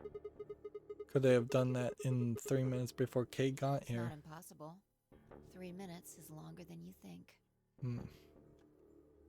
Anyway, what I was trying to say is that I don't know when they took the knife or whatever it was. Yeah, that might be a hint that at the very end of the perfect path, we'll have 3 minutes to solve some kind of puzzle. We came here to get Alice. And we might have an actual timer. Kate came by later. There was probably about a 30-minute window. Anyone could have taken it. They might not even have been the same person who killed Luna. Or it could be. There really isn't any way to know. Yeah, it seems like And we're if we just don't getting know, bad endings. We really shouldn't try Yeah. and draw conclusions. Seems like the game is directly talking to the player at this point. Don't jump to That conclusions. could color our reasoning, and that's not good. Conclusions without any evidence are useless. So just forget any conclusions you might have come up with. Save that brain space for something more useful. Well, I think that about covers it. We clear? Good. Yeah. Anyway, we should tell the others. About Luna, you mean? Yeah. It's really ridiculous. We saw the back of his head. We know that there's a lock there. We saw a key that fairly obviously goes into that, and apparently Sigma just has forgotten about it or did not recognize that key. We should go to the white doors then. Dio should still be there. Hopefully Tenmyoji and Clover will be there as well. Without Quark, though, I'm not sure Tenmyoji and Clover can go through the white doors because you need 3 people. Don't you? Or 3 bracelets. Once it's time to open the door, I'm sure they'll show up. Gay nodded and picked up Luna's bracelet. Please, take this with you. He held it out to me. I stared down at the bracelet. It felt wrong to just take it, like we were just using it and abandoning her. Is something the matter? You and Phi are the magenta pair. Without the green solo bracelet, you won't be able to open the secondary door. I know. It's just... He pressed the bracelet gently into my hand. If you don't wish Luna's death to be meaningless, then you must survive. Or do you intend to die without catching her killer? Right, yes. I sighed and closed my hand around the cold metal. Good. Shall we go? Wait. Is Phi finally going to remember the key? Shit. Did something happen? No. Well, not yet. We might be looking at a worst-case scenario. Yeah, I think we are. Excuse me? God. What the hell is wrong with me? How did I miss this? I'm sorry. This is my fault. It's just... there was so much going on, I wasn't thinking. It'd be funny if I just broke the fourth wall here and admitted that this scenario is not working and we're in a worst case scenario, thus let's just reboot.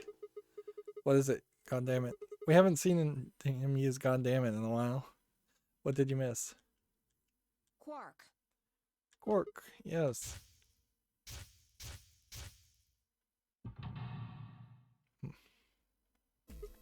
Oh poop.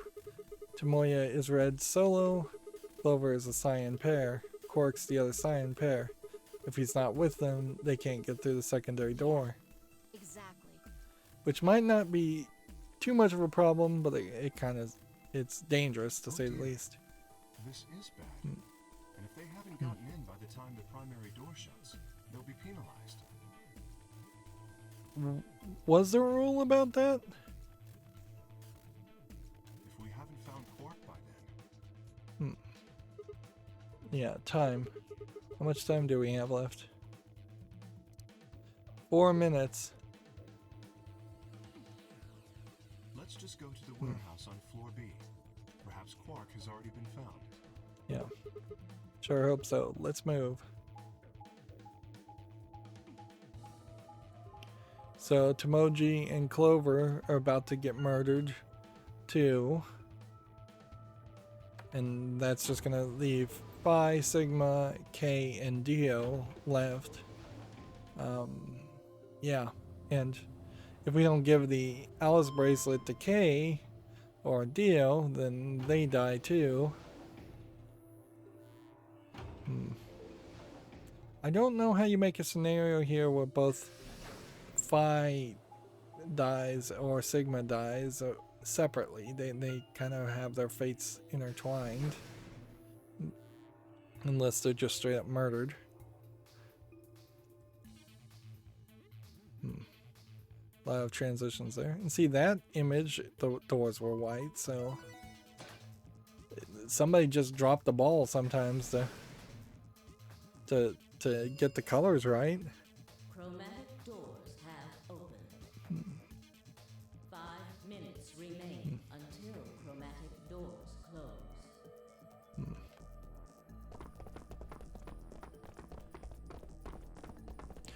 So if you have to go through the chromatic doors, if there was some rule that said that, and I just don't remember that rule, then trapping someone somewhere at any point would have murdered them in the next round of chromatic doors. The fuck were you thinking? You trying to kill me? Pant. What about Cork? What? Did they find How Cork? the fuck would I know? I've been here. Forget about him. Where's Alice's bracelet? Which one of you has it? What about Tamoya and Clover?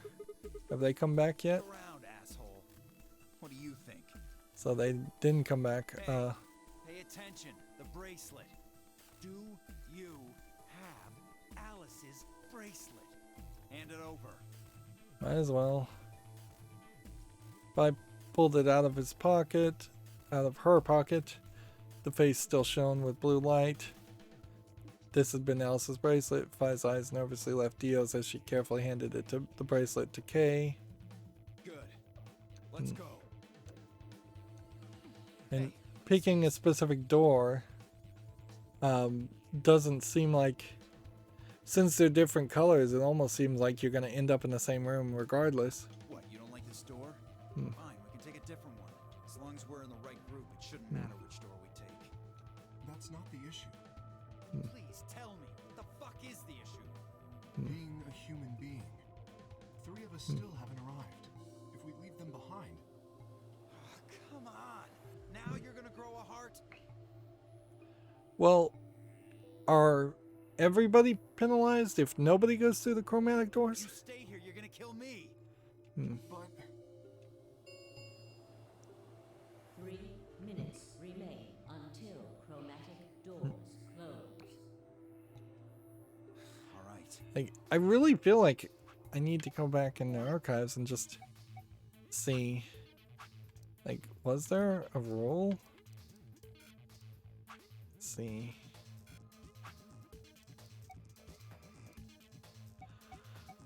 Nonary Game rules. AB gates.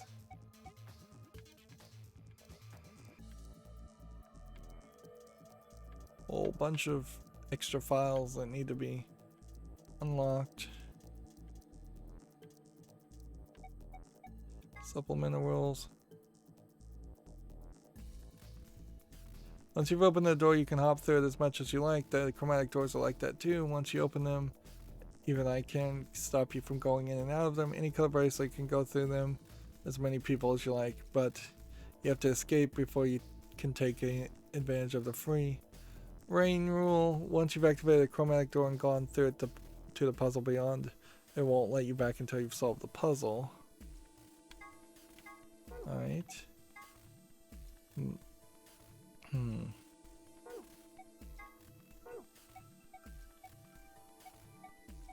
Yeah, I don't have anything here in my information that implies that you had to go through a chromatic door or you'd be penalized. It very well may be that was said. It's just been so long.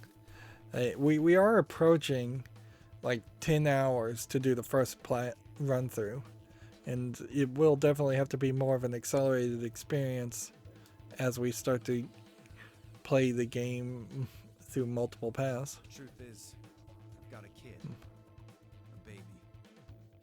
Okay. I was told that if I didn't win this game, my kid's as good as dead.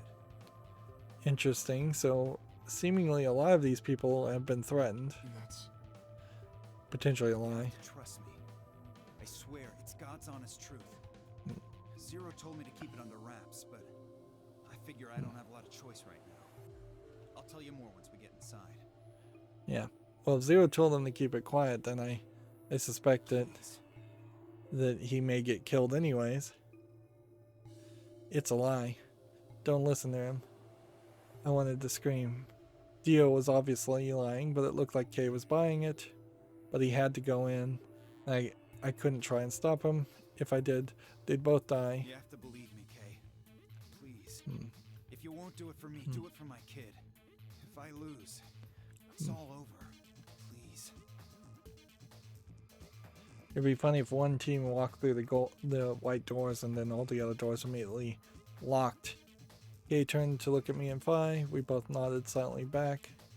I understand. Let's go. Really? Yes. I have one condition, however. Yes. A condition? Yes. But it's not for you, Dio. Sigma, I want you and Fi to go into one of the doors as well. Dio and I cannot be the only survivors. I would have the two of you join us. That is my condition. Okay. We were probably going to end up doing that anyways. Couldn't make this easy, could you? What do you say? The decision is yours. See, it looks like there's a number 9 door, but there's no scanner. Sigma says, no, I can't do that. You're asking me to leave 3 people to die. Use your fucking head for once. You're gonna get us killed. Is that what you want? Can't just leave them behind. Think we have to. Me either. I agree with Sigma. Can't just ditch them. I'm staying. Bunch of fucking idiots.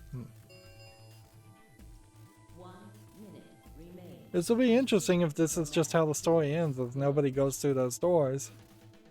It's a fine ending, though. It's almost to be expected. It's so boring and bland an ending that this would almost certainly happen in a real-world execution of this kind of scenario. People would just not cooperate or think logically. They'd get emotional about it, and they would make a really, really dumb I choice. suspected that would be your answer. You leave me with no choice then. My apologies. Huh? Kirk. So he is just gonna knock us out and throw us through.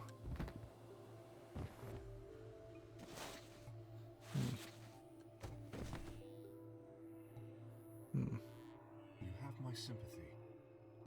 I wish there was another way.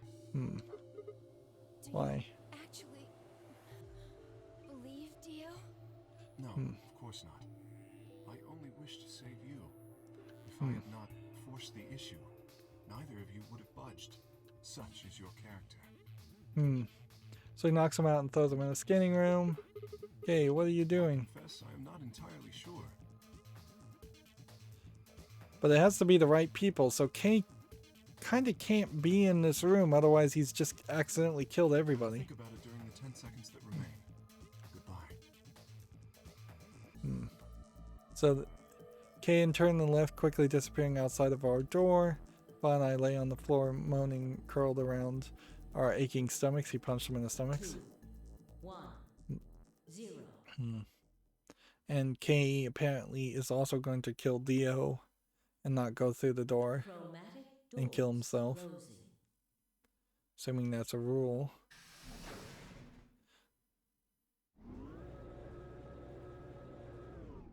See, the angle on these scanners is not good. That was a bad way to animate that. Not quite able to walk yet. Fine, I crawled into the second door, out of the secondary door.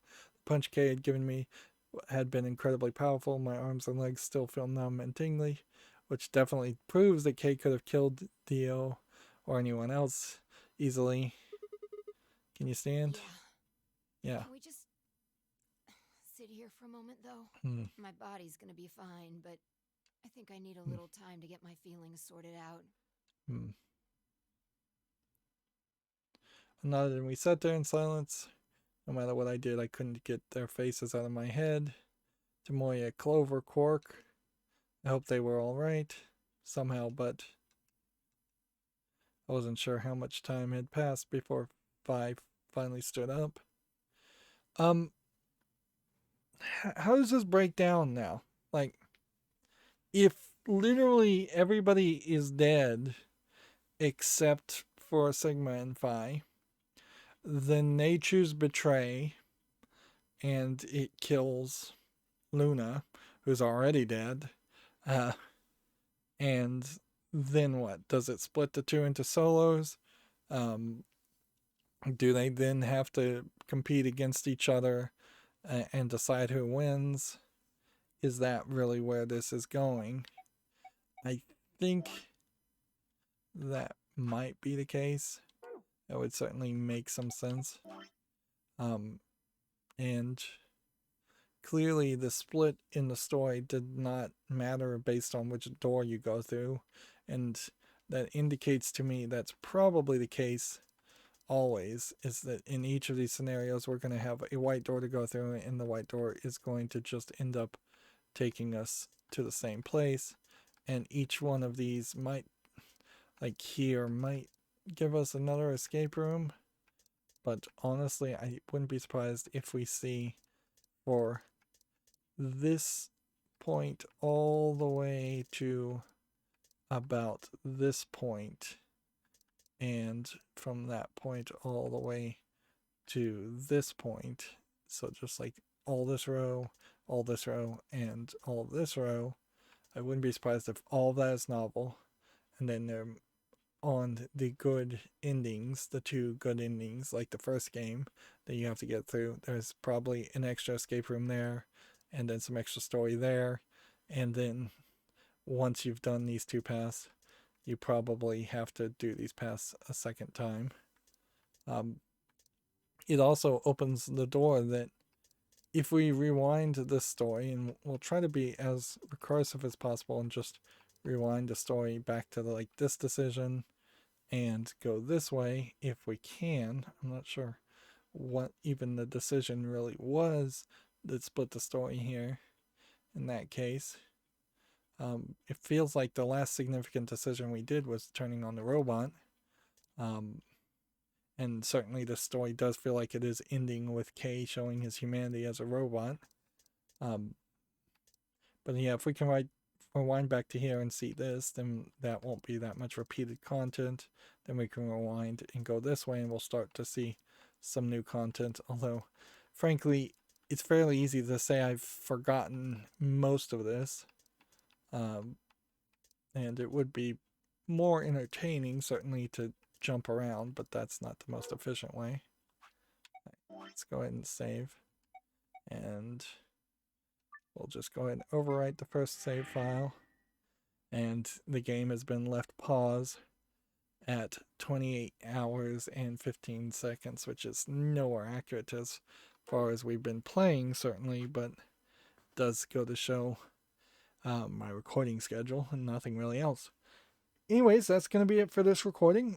As always, I ask you to like, share, subscribe, comment, and watch every second of my videos. If you want a friend to follow me on any social media sites, there's a whole bunch of links down below. And if you want to support me further, there's a link to Patreon, or you can friend me on Steam and gift me a game off my wishlist. Thank you for watching. Have a good evening.